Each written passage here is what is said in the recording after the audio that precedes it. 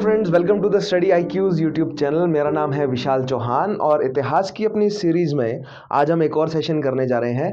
आज हम समझेंगे राइज ऑफ रेवोल्यूशनरी नेशनलिज्म के बारे में। अगर आज का सेशन आपको समझना है अच्छे तरीके से तो मेरी आपसे रिक्वेस्ट है कि पिछले सेशंस को आप जरूर देखिए। सूरत स्प्लिट, स्वदेशी मूवमेंट, ये सारे टॉपिक्स आप अच्छे से समझेंगे तभी आपको रेवोल्यूशनरी नेशनलिज्म वाला पूरा टॉपिक बेहतरीन तरीके से समझ आएगा। राइट।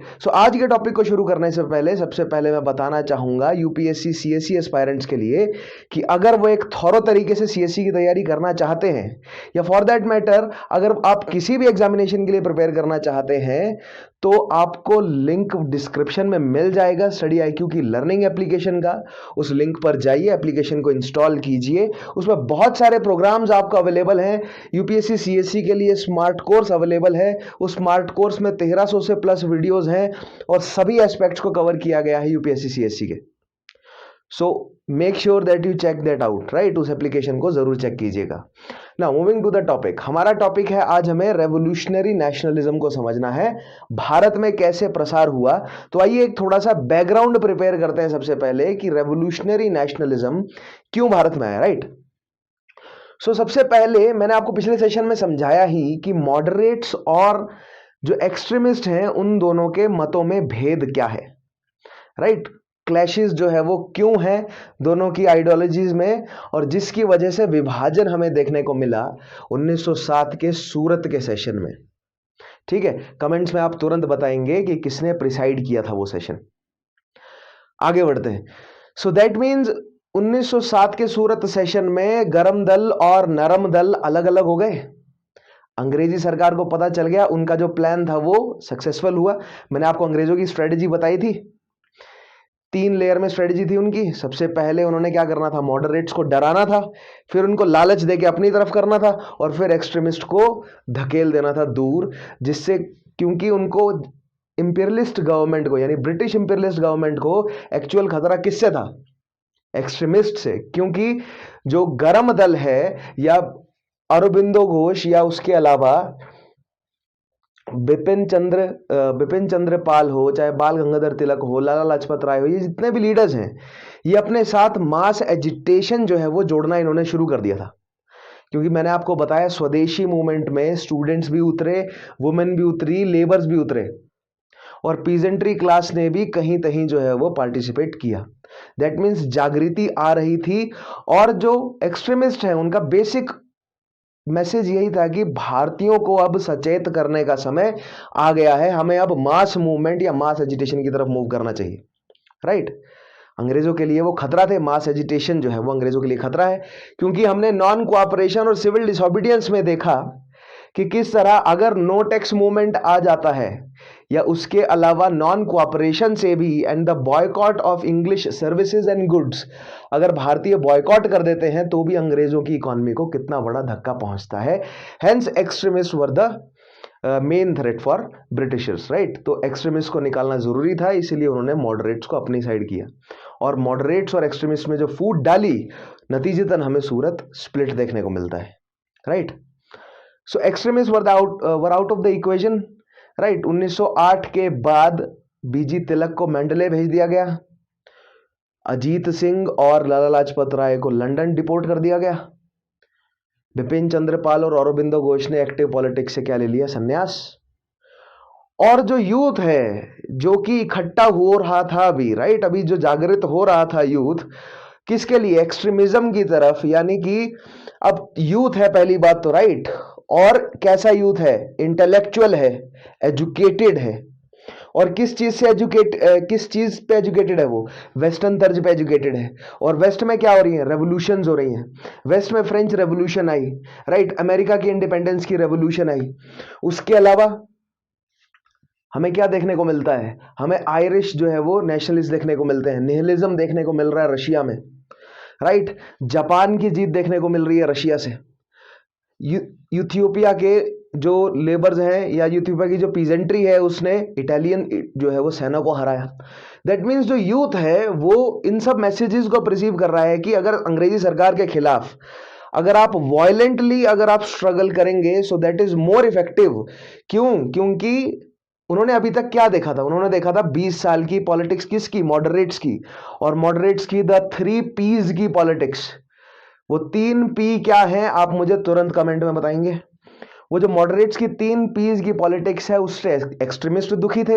एक्सट्रीमिस्ट लोगों ने, एक्सट्रीमिस्ट नेताओं ने अपने साथ जो सपोर्ट जोड़ा, उस सपोर्ट को डायरेक्शन नहीं दे पाए वो, क्योंकि समयबद्ध वो ये नहीं समझ सके कि अंग्रेजों की क्या चाल है, और अंग्रेजों ने उनको एक एक करके इक्वेशन से बाहर निकाल दिया। सो दैट मीन्स अब जो यूथ है वो एक्सट्रीमिज्म की तरफ बढ़ रहा है, वो वायलेंस की तरफ उतर रहा है, और वो लीडरलेस है। मतलब एग्जैक्टली नॉट लीडरलेस, लीडर्स मिले उन्हें भी, लेकिन जो बड़े फिगर्स थे लाइक बाल गंगाधर तिलक, जिनके पास लगभग 20 साल का एक्सपीरियंस था पॉलिटिक्स का, उसके अलावा बिपिन चंद्र पाल, अजीत सिंह जैसे लीडर्स जो है वो उनके सामने, उनको उनका मार्गदर्शन अवेलेबल नहीं हुआ जब, तो ऐसी सिचुएशंस में जो यूथ है उन्होंने किस तरह की सीक्रेट सोसाइटीज को फॉर्म किया, और वो सीक्रेट सोसाइटीज जो है वो किस तरह रेडिकल लोग, ऐसे रेडिकल लोग आपस में जुड़े जिन्होंने रिजोर्ट किया वायलेंस की तरफ। और जैसा कि मैं हमेशा से अपने सेशंस में बोलता आया हूं that violence is not the solution. Violence Bharat के लिए सॉल्यूशन नहीं है, भले ही कहीं और के लिए हो सके, वायलेंस भारत के लिए सॉल्यूशन नहीं था। क्यों? पहली बात तो भारत की मल्टी डाइवर्स, बहुत ज्यादा कॉम्प्लेक्स जो है वो भारत की सोसाइटी है। अगर आप वायलेंस करेंगे तो उस वायलेंस का उपयोग जो है वो आप ही के खिलाफ कौन करेगी? अंग्रेजी सरकार।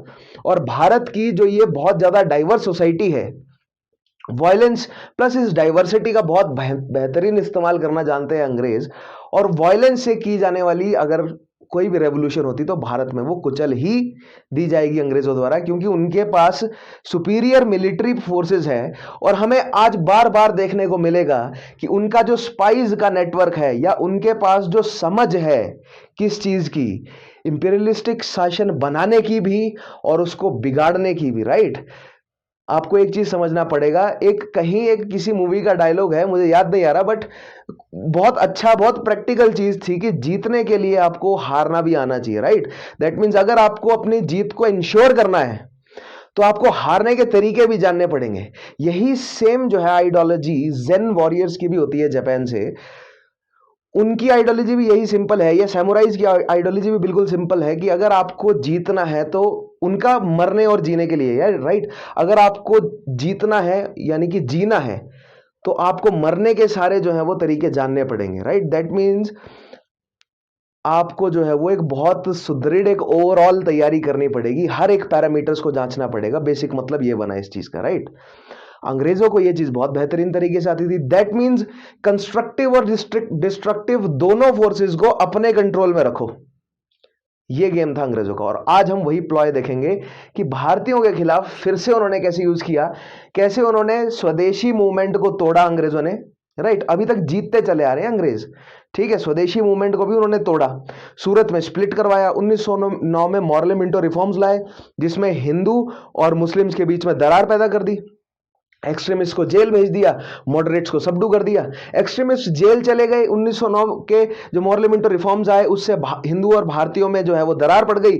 मॉडरेट्स को पूरे भारतीय जितने भी इंटेलेक्चुअल वर्ग है उन सब ने जो है वो अपना लीडर एक मतलब ऑफिशियली तो नहीं लेकिन मानने से मना कर दिया। मॉडरेट्स की जो है वो शक्ति बहुत कम हो गई। और अब जो लीडर्स हमें उभरते हुए दिखेंगे वो एक्सट्रीमिस्ट हैं, लेकिन वो कैसे एक्सट्रीमिस्ट नहीं है, वो लंबे एक्सपीरियंस वाले नहीं है। उनको अंग्रेजी सरकार की पहुंच का अंदाजा नहीं है कि वो कितना जो है वो कितना मतलब लंबे हैं उनके हाथ पैर, कहां कहां तक उनकी पहुंच है, ये जो है वो जानकारी नहीं थी जो एक्सट्रीमिस्ट या जो रेवोल्यूशनरी देखने को मिलेंगे आज हमें। सो आज का टॉपिक हम शुरू करते हैं जिसमें हमारा बैकग्राउंड प्रिपेयर्ड है। अगर आपने पिछले सेशंस देखे हैं, बैकग्राउंड प्रिपेयर्ड है हमारा कहां से? सूरत जो 1905 का कांग्रेस का सेशन, 1906 का कांग्रेस का सेशन, 1907, फिर उसके बाद मॉरले मिंटो रिफॉर्म्स, राइट। अब उससे आगे हम कैरी करने जा रहे हैं। सो यहां पर आप सबसे पहले देखिए कि जो चीजें मैंने आपको समझाई उन्हीं को ही यहां पर पॉइंट में लिखा है कि ये जो रेवोल्यूशनरी एक्टिविटीज हुई हैं इनके कारण क्या थे, राइट। ये रेवोल्यूशनरी एक्टिविटीज क्यों हुई? तो इन रेवोल्यूशनरी एक्टिविटीज के कारण क्या है? सबसे पहला पॉइंट देखिएगा, the activities of revolutionary heroism started as a by product of the growth of militant nationalism. Bipin Chandra Pal, Aurobindo Ghosh, Bal Gangadhar तिलक, ये ऐसे नेता हैं जो शुरू से ही बोलते थे कि अगर वायलेंस को रिजोर्ट करना पड़े तो करना पड़ेगा, राइट? पीछे नहीं हटेंगे, अगर सर फुड़वाना हो तो फुड़वाएंगे, सर फोड़ना हो तो फोड़ेंगे। दैट मीन्स अहिंसा का जो बाद में जो अहिंसक क्रांति हुई उसका भी बोलचाल या बोलबाला नहीं है, राइट? अभी जो है वो मरने मारने के लिए तैयार है। दैट मीन्स जो जो मिलिटेंट नेशनलिज्म आया या मिलिटेंट नेशनलिस्ट थे, राइट, जो एक्सट्रीमिस्ट नेता थे, उन्हीं के साथ साथ जो है वो ये रेवोल्यूशनरी हीरोइज्म तैयार हुआ। अब यहां पर ये रेवोल्यूशनरी हीरोइज्म क्यों कहा गया है? क्योंकि जैसा कि मैंने आपको बताया ना, अंग्रेजों ने सारे बड़े एक्सट्रीमिस्ट नेताओं को सबडू किया। उसके बाद जो जवान लोग बचे, उनके अंदर जो इतना जोश है क्रांति का, वो एनर्जी कहां डाले वो? तो उन्होंने इंडिविजुअली जो है वो या छोटे छोटे पैक्स में ऐसे कांड करने शुरू किए, क्योंकि अखबारों में कांड के नाम से दर्ज हुई है सब चीजें, राइट? पत्रिकाओं में, जो हिंदी भाषा की पत्रिकाएं थी, उनमें ये कांड के नाम से दर्ज हुए हैं, और अंग्रेजों ने कॉन्स्पिरेसीज के नाम से दर्ज किया है इन्हें। आज हम समझेंगे कौन कौन से कांड और कौन कौन सी कॉन्स्पिरेसीज हुई है, राइट? सो बहुत सारी कॉन्स्पिरेसी, लखनऊ मुजफ्फरपुर कॉन्स्पिरेसी, बहुत दिल्ली कॉन्स्पिरेसी क्या है, कई बार जो है वो सवाल आते रहते हैं। आज हम उन्हीं सबको समझने की कोशिश करेंगे, ठीक है? So activities of revolutionary heroism started as byproduct of the growth of militant nationalism. पहली चीज आ गई हमें समझ में।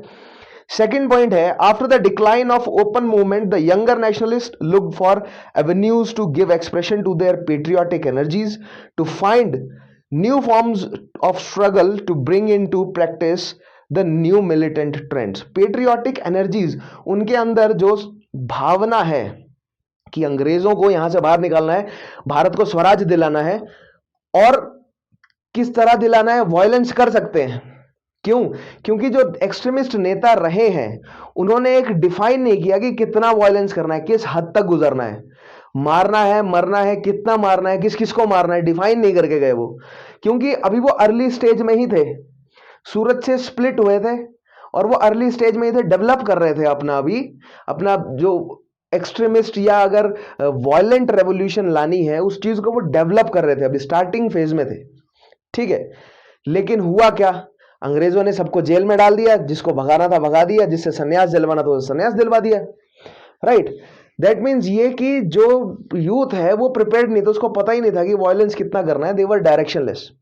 और ये जो स्वदेशी मूवमेंट अचानक से खत्म हो गया 1908 में, राइट? अब उसके बाद जो एनर्जीज है उस स्वदेशी मूवमेंट के बीच में, जो भारतीयों ने, खासकर यूथ ने जो फील किया कि जो अगर हम संख्या हमारी बड़ी हो तो हमारी फोर्स भी बड़ी है, और जो कॉन्फिडेंस उन्होंने गेन किया, क्योंकि अंग्रेजों ने अभी तक पिछले लगभग 100-150 सालों से अंग्रेज यही बात बोलते आ रहे थे कि भारतीय क्या है, भारतीय हमसे बहुत ज्यादा पिछड़े हुए हैं, we are the superior race. तो भारतीयों के मन में ये गहरी बात जो है वो इंप्रिंटेड थी। स्वदेशी मूवमेंट में ये लोगों के अंदर कॉन्फिडेंस जगा कि नहीं, अगर हम एक साथ जुड़ जाएं तो अंग्रेज जो है वो विवश हो जाएगा हमारी बात सुनने के लिए, राइट? सो नेक्स्ट पॉइंट देखिएगा, the youth finding all avenues of peaceful political protest close to them under government repression thought that if nationalist goals of independence were to be met, the British must be expelled physically by force. Peaceful moderates जो कर रहे थे उससे कुछ फायदा नहीं निकला। Extremist नेताओं ने बॉयकॉट किया, स्वदेशी किया, पैसिव रेजिस्टेंस किया, उससे कोई फायदा नहीं निकला। तो अब जो यूथ बचा उसको एक ही चीज समझ आई कि साम डाम जो है वो सब लगा के देख लिया, अब दंड का समय है। दैट मीन्स हमें बाय फोर्स जो है वो अंग्रेजों को एक्सपेल करना पड़ेगा। नेक्स्ट पॉइंट देखिएगा, और ये बाय फोर्स करना पड़ेगा, ये कहां से मिली है उनको जानकारी, राइट?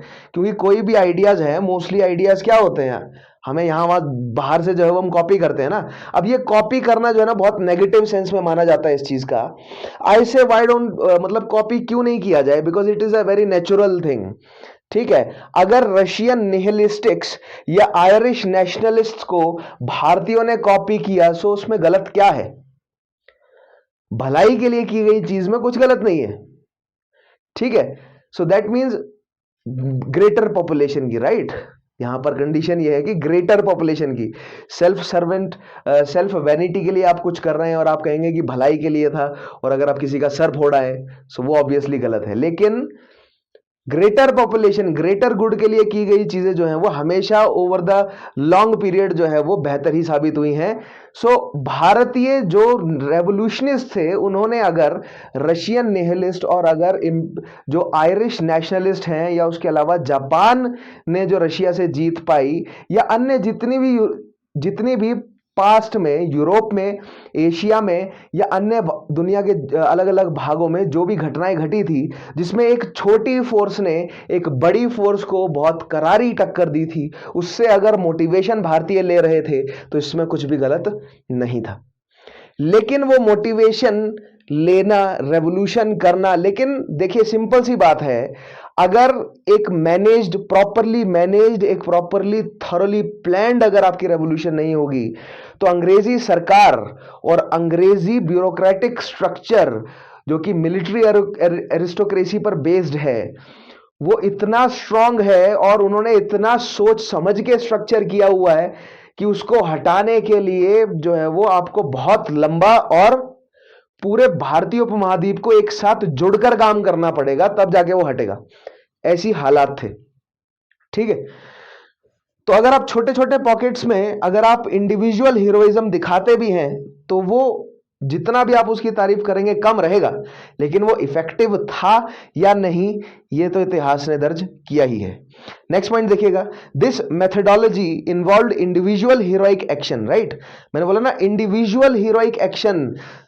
इंडिविजुअल में यहां पर एक व्यक्ति ना मानकर आप मान सकते हैं कि एक छोटे संगठन, या आप इस तरह मान सकते हैं कि व्यापक संगठनों की कमी, बड़े संगठन ना होकर छोटे संगठनों ने ऐसे इंडिविजुअल हीरोइक एक्टिविटीज करी जिनसे उनका जो गुस्सा है वो बाहर तो निकला, जो उनके अंदर एनर्जीज थी कि हमें आजादी दिलानी है वो बाहर तो निकली, लेकिन वो सफिशिएंट नहीं थी, क्योंकि अंग्रेज जितना ढीठ है और अंग्रेज जो इतना बड़ा दानव है उसको हटाने के लिए पूरे भारतीयों को इकट्ठा करना बहुत आवश्यक था, ठीक है। जो कि ये जो रेवोल्यूशनरी एक्टिविटीज की गई हैं ये पूरे भारतीय जनमत को इकट्ठा नहीं कर सके अपने साथ, ठीक है। Such as organizing assassinations of unpopular officials and of traitors and informers among the revolutionaries themselves। अब यहां पर देखिए बहुत छोटी छोटी बातें कर क्या रहे थे ये इंडिविजुअल हीरोइक एक्टिविटीज क्या हैं कि जितने भी जजेस हैं, मैजिस्ट्रेट हैं, कमिश्नर्स हैं, पुलिस अफसर हैं, नेता हैं, राइट, या अगर बड़े एरिस्टोक्रेट हैं, जमींदार हैं, ऐसे लोग जो भारतीयों का हनन कर रहे हैं, ऐसे लोग चाहे वो अंग्रेजी हो चाहे वो भारतीय मूल के हो, जो भारतीय मूल पॉपुलेशन का हनन कर रहे हैं, उनको असैसिनेट करो, उनको जान से मार दो। ये थी इनकी आइडियोलॉजी। अब जान से मारने के चक्कर में बेशक आपकी जान जाए उसकी परवाह नहीं है, लेकिन ऐसे लोगों को मार दो। इनकी मतलब जो रेवोल्यूशनरी एक्टिविटीज हुई हैं, इनकी बेसिक आइडियोलॉजी में आपको समझाऊं तो ये डर की आइडियोलॉजी, राइट। तो अंग्रेजों के मन में इतना डर बिठा दो कि वो चले जाएं यहां से बाहर। आपको क्या लगता है अंग्रेज जिसकी जिन लोगों की भारत जो है वो केवल एक कॉलोनी है, उसके अलावा 80 अलग अलग कॉलोनीज हैं उनकी, पूरी दुनिया में फैली हुई हैं, क्या वो केवल धमकाने से डर जाएंगे? क्या उनके पास मैन पावर नहीं है? क्या उनके पास रिसोर्सेज नहीं है? क्या आपके रिसोर्सेज आप उन्हें ओवर पावर कर दोगे? So it was not a well thought जो है वो प्रोग्राम नहीं था। ये लोगों ने अपनी जो है वो इंडिविजुअल जो उनको लगा कि मुझे ऐसा करना चाहिए तो उन्होंने किया, और ये बहुत सराहनीय है कि अपने लोगों के लिए उन्होंने जान दी भी और जान ली भी, राइट। क्योंकि कुछ जगहों पर जान लेना अनिवार्य हो जाता है जब फ्यूलर जैसे सैडिस्ट भारतीयों का इतना ज्यादा हनन करते हैं, या उसके अलावा जो रैंड है उसने जो पूना में जो फैल गया था बिबोनिक प्लेग और भारतीयों के साथ जो इतना गलत व्यवहार किया गया, वो अगर नेशनलिस्ट के अगर इतिहासकारों की नजर में देखा जाए तो कुछ इतिहासकार उस चीज को जस्टिफाई करते हैं कि वहां पर ह्यूमैनिटी की हद जो है वो पार हो गई थी। ऐसा ही कुछ जो है वो लिखा था बाल गंगाधर तिलक ने। 1909 में केसरी में, इसलिए उनको जेल भेजा गया था। वहां पर उन्होंने ये बात लिखी थी कि अगर ह्यूमैनिटी की हद जो है वो पार हो जाए, तब अगर लिया गया जो स्टेप है वो जस्टिफाइड है। तो वहां पर जस्टिफाई उन्होंने किया था मुजफ्फरपुर में, मतलब अंग्रेजों ने इस तरह पुट किया कि जो मुजफ्फरपुर में 2 यूरोपियन महिलाओं की मृत्यु हुई है बॉम्ब फेंके जाने से, उस चीज को जो है वो बाल गंगाधर तिलक ने जस्टिफाई किया है। और इस तरह जो है वो अंग्रेजों को मारा जाना जो है वो उस चीज को प्रोत्साहित कर रहे हैं वो, इसलिए इनको जेल में भेजा जाए, इसलिए उनको फिर मंडले भेजा गया 6 साल के लिए। ठीक है, तो यहां पर हमें समझना पड़ेगा कि बड़ी अगर शक्ति को आपको हराना है तो आपको ऑर्गेनाइज करना पड़ेगा खुद को। तो कमीशन जैसे पेपर को अगर आपको हराना है तो आप एक फ्रंट पे नहीं लड़ सकते कि मैंने जो है वो एक दिन 8 घंटे 10 घंटे पढ़ा और हो गया मेरा कमीशन का पेपर तैयार, एक टॉपिक को मैंने बेहतरीन तरीके से पढ़ा और हो गया। नहीं, आपको स्ट्रेटेजाइज करना पड़ेगा, आपको अपने आप को ऑर्गेनाइज करना पड़ेगा, आपको खुद को जो है वो एक प्रॉपर ऑर्गेनाइजेशन में क्रिएट करना पड़ेगा।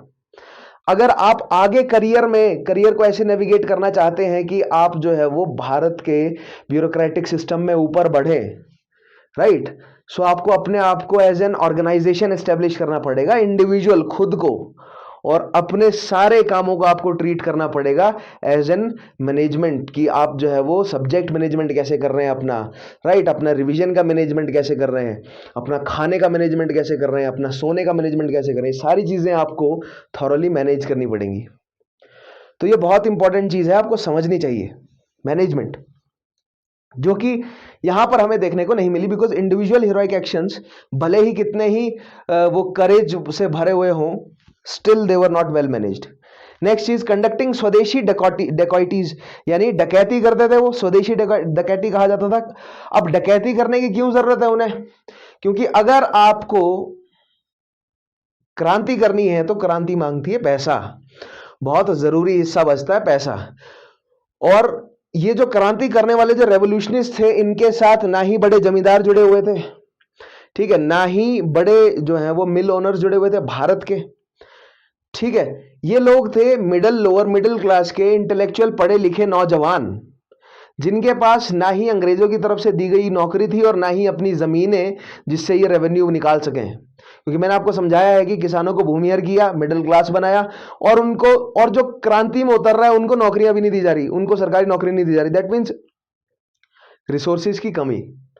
और अगर रिसोर्सेज थे भी तो इतने नहीं थे कि क्रांति को फंड किया जा सके, इसलिए उन्होंने डकैतियां की। डकैतियां किसकी?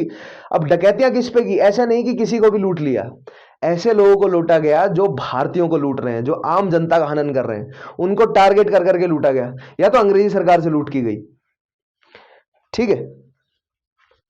उसके अलावा मिलिट्री कॉन्स्पिरेसीज करते थे ये with expectation of help from enemies of Britain, right.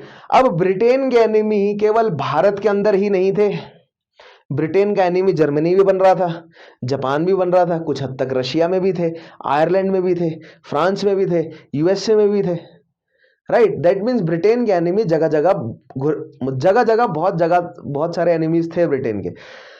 सो दुश्मन का दुश्मन जो है वो आपका दोस्त है।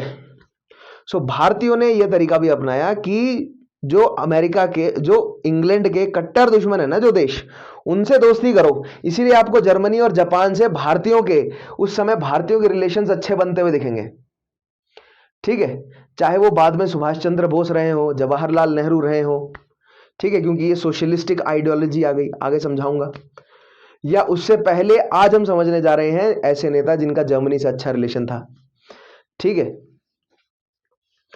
आगे देखेंगे हम next point, the extremist leaders failed to ideologically counter the revolutionaries as they did not highlight the difference between a revolution based on activity of the masses and one based on individual violent activity, thus allowing the individualistic violent activities to take root. तो ये वही चीज है, वही point है जो मैंने explain किया कि एक्सट्रीमिस्ट जो नेता हैं वो यूथ को ये चीज क्लियर नहीं कर सके कि हमें भीड़ जुड़ानी है, भीड़ को जोड़ना है और अंग्रेजों के खिलाफ लड़ना है। क्यों? क्योंकि मैंने कहा ना 1907 के सूरत के स्प्लिट के बाद जब फ्री हैंड मिला एक्सट्रीमिस्ट नेताओं को, क्योंकि वो कांग्रेस से अलग हो गए, तब वो अपनी स्ट्रेटेजी प्रिपेयर कर रहे थे, उससे पहले ही उनको धर लिया गया। ठीक है, उनको अलग अलग केसेस में उलझा दिया गया और तितर बितर कर दिया गया एक्सट्रीमिस्ट जितने भी लीडरशिप है, राइट। अब जो यूथ बचा उसके पास जो है वो वेल ऑर्गेनाइजेशन एक्सपीरियंस नहीं था कि लंबा कैसे खेला जाए गेम, राइट, लॉन्ग टर्म में कैसे खेला जाए, that's why they resorted to violence. दूसरी चीज, वायलेंस करना है, कितना करना है, इंडिविजुअली किसी को मारना है या ग्रुप में जो है वो आपको मास एजिटेशन करना है, पैसिव रेजिस्टेंस करना है, इस सब की ट्रेनिंग जो है वो नहीं थी, ठीक है। So this was the second reason कि भारतीय जो यूथ है उसने वायलेंस को रिजोर्ट किया। नेक्स्ट पॉइंट देखिएगा, अब रेवोल्यूशनरी एक्टिविटीज देखते हैं कहां कहां पर क्या क्या घटी, राइट। सबसे पहले बंगाल के बारे में समझते हैं, क्यों, क्योंकि जैसा कि हमने समझा है अभी तक कि बंगाल ही वो जगह है जहां पर सबसे पहले अंग्रेजों ने अपना पॉलिटिकल अधिकरण किया, राइट, अपना खुद का एडमिनिस्ट्रेशन किया ना। बाकी सब जगहों पर तो हमने देखा ना कि वो कठपुतली शासकों को बिठा देते थे, रेवेन्यू पीछे से रेवेन्यू अपने कंट्रोल में रखते थे, एडमिनिस्ट्रेशन जो है वो वहां के नेटिव रूलर्स को दे देते थे वापस। लेकिन बंगाल में पहली बार अंग्रेजों ने एडमिनिस्ट्रेशन भी अपने कंट्रोल में लिया। तो बंगाल से ही देखिए दोनों चीजें एक साथ चली, जितना वो भारतीयों में इंग्लिश एजुकेशन को बढ़ावा दिया उन्होंने ताकि एक सस्ता जो है वो मिडिल क्लास क्रिएट हो सके, सस्ते बाबू क्लर्जी जो है वो सस्ती क्रिएट हो सके, उतनी ही मिडिल क्लास जो है वो जागरूक भी होती गई। तो ये एक नेसेसरी इवल था अंग्रेजों के लिए जो उनको बनाना पड़ा, जो उन्हीं के लिए ही समस्या भी बना समय समय पर। सो इसीलिए बंगाल में हमें सबसे पहले ये सब घटनाएं होती हुई नजर आती हैं। पहला पॉइंट देखिएगा, the first revolutionary groups were organised in 1902 in Midnapore under Jnanendra Nath Basu and in Calcutta the Anushilan Samiti founded by Pramatha Mitra and including Jatindra Nath Banerjee, Barindra Kumar Ghosh and others, right. Aurobindo Ghosh भी आ जाएगा यहां पर, बरिंद्रनाथ के ब्रदर। सो ये अनुशीलन समिति और जो ये जतेंद्र नाथ बैनर्जी, जिनको बागा जतिन भी कहा जाता है, उसके अलावा अनुशीलन समिति आ गई। और ये 1902 का जो काल है, समझ रहे हैं आप, 1902 कर्जन की रिएक्शनरी पॉलिसीज। 1902 से पहले क्या हुआ, दक्कन में दंगे, दक्कन में प्लेग, 18 महीने के लिए जेल भेजा गया। किसे? 18 महीने के लिए बाल गंगाधर तिलक को जेल में भेजा गया। किस केस में? उनकी जो पोएम थी उसके केस में, पिछले सेशंस में हमने समझा है, राइट। आपको मुझे बताना है कि वो पोएम जो है वो किस, कमेंट्स में बताना है किस केस में, किस केस में किसकी हत्या की गई थी, जिसके तहत जो है वो फंसाया गया जबरदस्ती, किसे? बाल गंगाधर तिलक को भी, ठीक है। और किन्होंने वो हत्या की थी और उनको सेंटेंस जो है वो कहां मिला, सारे पॉइंट्स आप कमेंट में लिखेंगे, पिछले सेशंस में मैं बता चुका हूं, ठीक है। सो इन सब घटनाओं के बाद, दैट मींस 1892 के बाद जो अंग्रेजों की असली रंग नजर में आए हैं, असली रंग देख लेने के बाद जो एक्सट्रीमिस्ट नेताओं ने धीरे धीरे बल पकड़ना शुरू किया और फिर जो है वो एक्सट्रीमिस्ट नेताओं के साथ जनमंच जो है वो जुड़ना शुरू हुआ। और बंगाल के क्षेत्र में जहां पर ऑलरेडी इंटेलेक्चुअल लोग जो है वो ज्यादा है, जो इंटेलिजेंट लोग हैं वहां पर जुड़े हुए हैं। सो जो बंगाल का यूथ है उन्होंने जो सीक्रेट सोसाइटीज बनानी शुरू करी, उन सीक्रेट सोसाइटीज में से एक अनुशीलन समिति भी है। आज हम समझेंगे कि उसका क्या रोल है रेवोल्यूशनरी एक्टिविटीज में बंगाल में, क्योंकि ये जो अनुशीलन समिति है इसी से ही बागा जतिन, घोष ब्रदर्स जैसे जो है वो लीडर्स जुड़े हैं। किसके? जो कि एक्सट्रीमिस्ट हैं, राइट, और जो कि रेवोल्यूशनिस्ट हैं इस काल के। सो नेक्स्ट पॉइंट देखिएगा, in April 1906 an inner circle within Anushilan, यानी अनुशीलन के ही बंदे थे। कौन कौन? Barindra Kumar Ghosh, Bhupendra Nath Dutt started a weekly Yugantar. बहुत इंपॉर्टेंट पॉइंट। और ये जो ऊपर वाला पॉइंट है ना, ये भी डायरेक्ट फैक्ट्स है, डायरेक्ट क्वेश्चन है, ठीक है। एक दिवसीय पेपर हो, चाहे कमीशन का पेपर हो, चाहे अन्य राज्य या आप मतलब कि यूनियन लेवल का कोई भी एग्जामिनेशन दे रहे हो, एमसीक्यूज में डायरेक्ट ये सवाल बनते हैं, ठीक है। तो मैंने क्या बोला, कॉन्सेप्ट तो हम प्रिपेयर कर ही रहे हैं आंसर राइटिंग के लिए, फैक्ट भी हम ज्यादा से ज्यादा जो है वो फैक्ट जुटाने की कोशिश करेंगे। मैं ये क्लेम नहीं करता कि मैं सारे फैक्ट्स आपके सामने जो है वो 100% रख सकता हूं, ऐसा नहीं, कोई भी नहीं कर सकता। एक किताब आप 10 किताब पढ़ लेंगे तो सारे फैक्ट्स उसमें कवर नहीं होंगे, लेकिन मेरी ज्यादा से ज्यादा कोशिश रहती है कि जितने मुख्य हैं, जो कि मेन स्ट्रीम फैक्ट्स हैं, जो कि ज्यादा से ज्यादा पूछे जा सकते हैं, उनको मैं आपको कराऊं।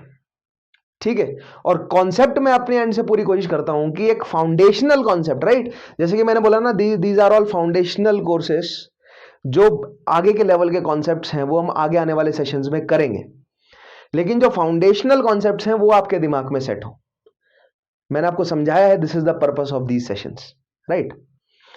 सो आगे देखिए, नेक्स्ट पॉइंट, युगांतर जो है वो वीकली छपने लगी, यानी कि साप्ताहिक पत्रिका, and conducted a few abortive actions. Abortive word जो है वो आपको बार बार दिखेगा लिखा हुआ। अबॉर्टिव एक्शंस का मतलब क्या हुआ? ऐसे एक्शंस जिनको वापस लेना पड़ा, जिनका कोई कंक्लूजन नहीं निकला या जिनका कोई रिजल्ट नहीं निकला, अबॉर्टिव एक्शंस। बाय 1905 से 1906 several newspapers had started advocating revolutionary violences. Advocating revolutionary violence, यानी कि अगर आप अंग्रेजी अफसरों को मार रहे हैं, राइट, तो ये आप सही कर रहे हैं। इस पॉइंट ऑफ व्यू की वकालत करने के लिए कई सारे न्यूज़पेपर आ गए, राइट। तो आपको क्या लगता है उन न्यूज़पेपर के साथ क्या हुआ होगा?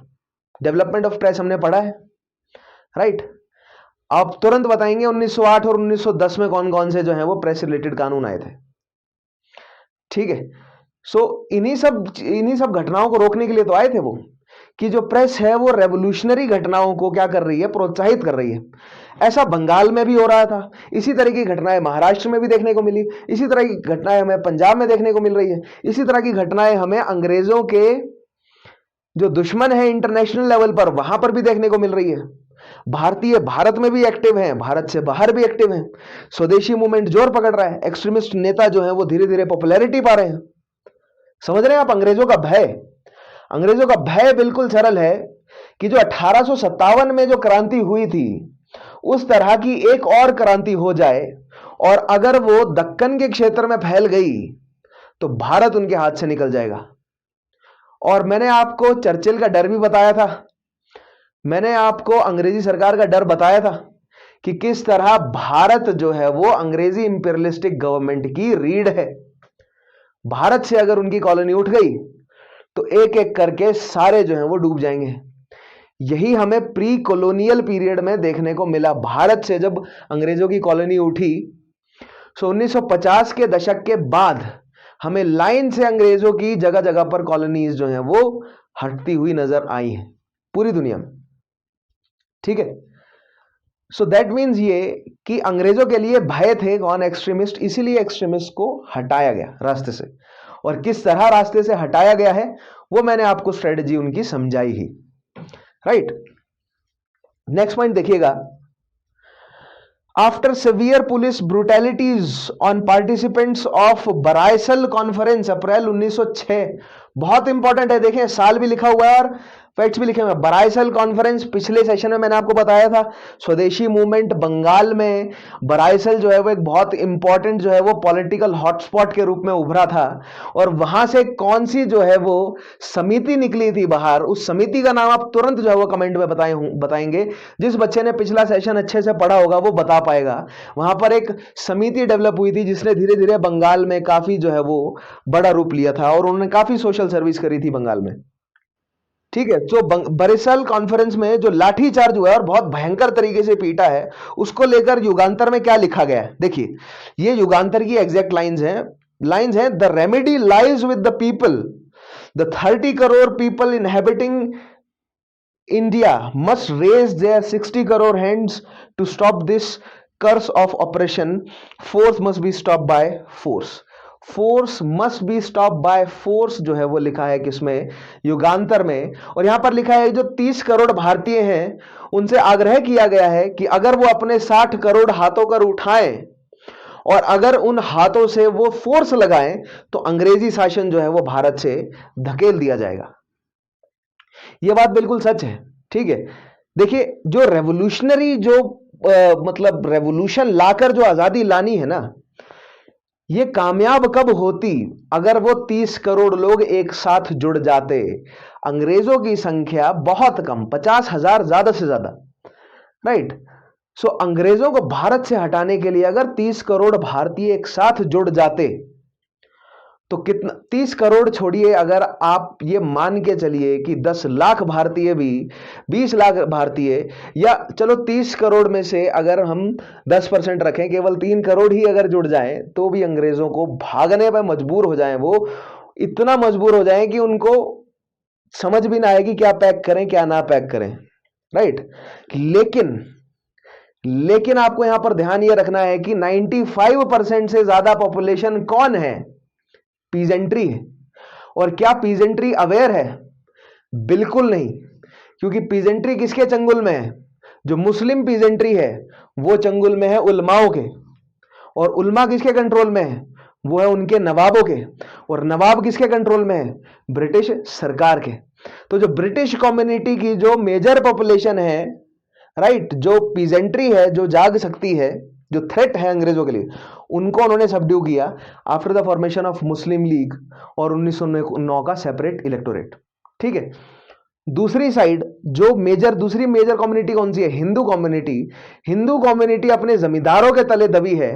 हिंदू कम्युनिटी को दबाया गया अलग अलग लैंड रेवेन्यू सिस्टम में, और हिंदू कम्युनिटी जो है वो अपने ही समाज की जो जाति व्यवस्था है उसकी वजह से फंसी हुई है।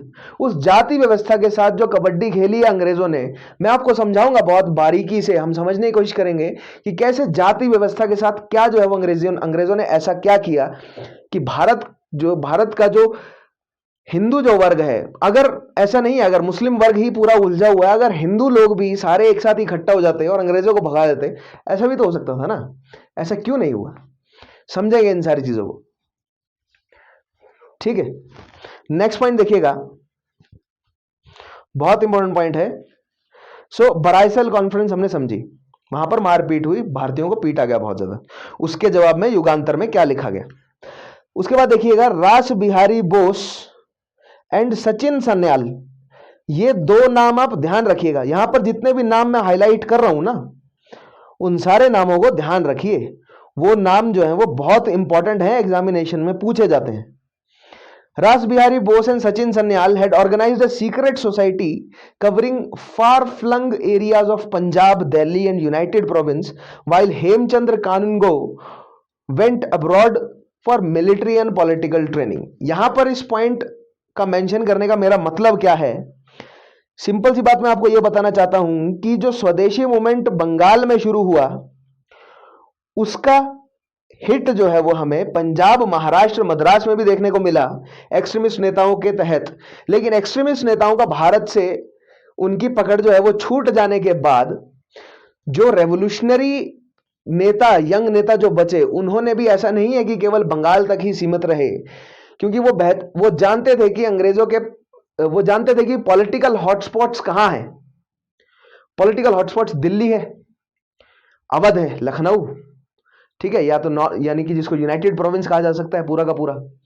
पंजाब का लाहौर जो है वो एक बहुत इंपॉर्टेंट हॉटस्पॉट है, क्योंकि अगर लाहौर में कोई एक्टिव है तो वो पूरे Punjab, North West Province, Sindh, Multan, Baluch, इन सब पे अपनी जो है वो खबर पहुंचा सकता है। और वो मैंने आपको समझाई है शुरू से कि ये तीन जो है वो गुजरात, बंगाल और लाहौर, ये तीनों जो पॉइंट्स हैं भारत की पॉलिटिक्स के लिए कितने ज्यादा इंपॉर्टेंट है, ये चीज हम ऑलरेडी एस्टेब्लिश कर चुके हैं। तो ये जो नेता हैं रास बिहारी घोष और सान्याल साहब, ये बंगाल से लेकर पंजाब तक इन्होंने अपनी पहुंच फैलाई, और पंजाब में पंजाबी जो लीडर्स हैं उनके द्वारा जो गदर मचाया गया, और जो बंगाल में चल रही हैं रेवोल्यूशनरी घटनाएं, इन दोनों का आपस में क्या कनेक्शन है आज हम समझेंगे। ठीक है, नेक्स्ट पॉइंट देखिएगा। In 1907, an abortive attempt was made by Yugantar Group on the life of very unpopular British official Sir Fuller, जो कि पहले लेफ्टिनेंट गवर्नर थे किसके? ईस्टर्न बंगाल और असम। बंगाल का स्प्लिट हुआ, ठीक है, ईस्टर्न बंगाल वेस्टर्न बंगाल बना। ईस्टर्न बंगाल के जो लेफ्टिनेंट गवर्नर थे फ्यूलर, बहुत सैडिस्टिक इंसान, भारतीयों के लिए बहुत ज्यादा क्रूर, उसकी हत्या करने का प्रयास किया गया युगांतर ग्रुप द्वारा, लेकिन कामयाब नहीं हो सके। ठीक है। The first lieutenant governor of the new province of eastern Bengal and Assam, although he had resigned, लेकिन वो रिजाइन कर चुका था अगस्त 20, 1906 में। नेक्स्ट पॉइंट देखिएगा। In December 1907 there were attempts to derail the train on which lieutenant governor of Bengal sir Andrew Fraser was travelling. Andrew Fraser जब travel कर रहे थे तो उनकी ट्रेन को पटरी से उतारने की कोशिश की गई दिसंबर 1907 में। तो ये घटनाएं हम पढ़ रहे हैं कि रेवोल्यूशनरी एक्टिविटीज जो है वो क्या क्या हुई हैं। 1908 की बात की जाए तो प्रफुल्ल चाकी एंड खुदीराम बोस, ये आ गए वो दो नाम। ठीक है। Prafulla Chaki and Khudiram Bose threw a bomb at a carriage supposed to be carrying a white जज किंग्सफोर्ड इन मुजफ्फरपुर। ठीक है। मुजफ्फरपुर कांड है ये, मुजफ्फरपुर कॉन्स्पिरेसी। प्रफुल्ल चाकी, खुदीराम बोस, नाम याद रखिएगा। 1908 में मारना किसको था? किंग्सफोर्ड को। गाड़ी के अंदर सोचा कौन बैठा है? किंग्सफोर्ड बैठा है। गाड़ी के अंदर कौन बैठी थी? दो महिलाएं। बॉम्ब फेंका, उन दोनों महिलाओं की क्या हो गई? मृत्यु। अंग्रेजों ने इस चीज को बहुत बड़ा मुद्दा बनाया, जिस तरह अंग्रेजों ने ब्लैक होल की घटना को मुद्दा बनाया था, बहुत बड़ा मुद्दा बनाया। प्रफुल्ल चाकी ने खुद को गोली मार के सुसाइड कर लिया और खुदीराम बोस को सूली पर चढ़ा दिया गया, उनको फांसी की सजा दी गई। ठीक है। तो ये बहुत इंपॉर्टेंट पॉइंट है, दो नाम हमें याद रखने हैं। इसी मुजफ्फरपुर कांड में जो केसरी में स्टेटमेंट दी थी कि ह्यूमैनिटीज की अगर हद पार हो जाए तो कड़े कदम जो है वो उठाने पड़ सकते हैं, इसी स्टेटमेंट को बेस बनाकर जेल भेजा गया था किसे? बाल गंगाधर तिलक को। ठीक है। नेक्स्ट पॉइंट देखिएगा, अलीपुर कॉन्स्पिरेसी केस, जिसको मानिक तोला बॉम्ब कॉन्स्पिरेसी या मुरारी पुकुर कॉन्स्पिरेसी भी कहा जाता है। याद रखिएगा, इन तीनों नामों से यह क्वेश्चन बनता है। ठीक है। पूरी की पूरी अनुशीलन ग्रुप को ही अरेस्ट कर लिया गया था, इंक्लूडिंग घोष ब्रदर्स, औरबिंदो और बरिंद्र। ठीक है। अरविंद घोष और बरिंद्र घोष दोनों को जो है वो अरेस्ट कर लिया गया था और कॉन्स्पिरेसी या waging war against the king का चार्ज लगाया गया, जो कि ट्रीजन की तरह जो है वो रखा जाता है और मृत्युदंड दिया जाता है अंग्रेजी सरकार द्वारा। लेकिन किसी तरह औरबिंदो घोष जो है वो, उनके ऊपर से सारे चार्जेस हट गए थे क्योंकि जज को प्रॉपर जो है वो एविडेंस नहीं मिला था उनके खिलाफ।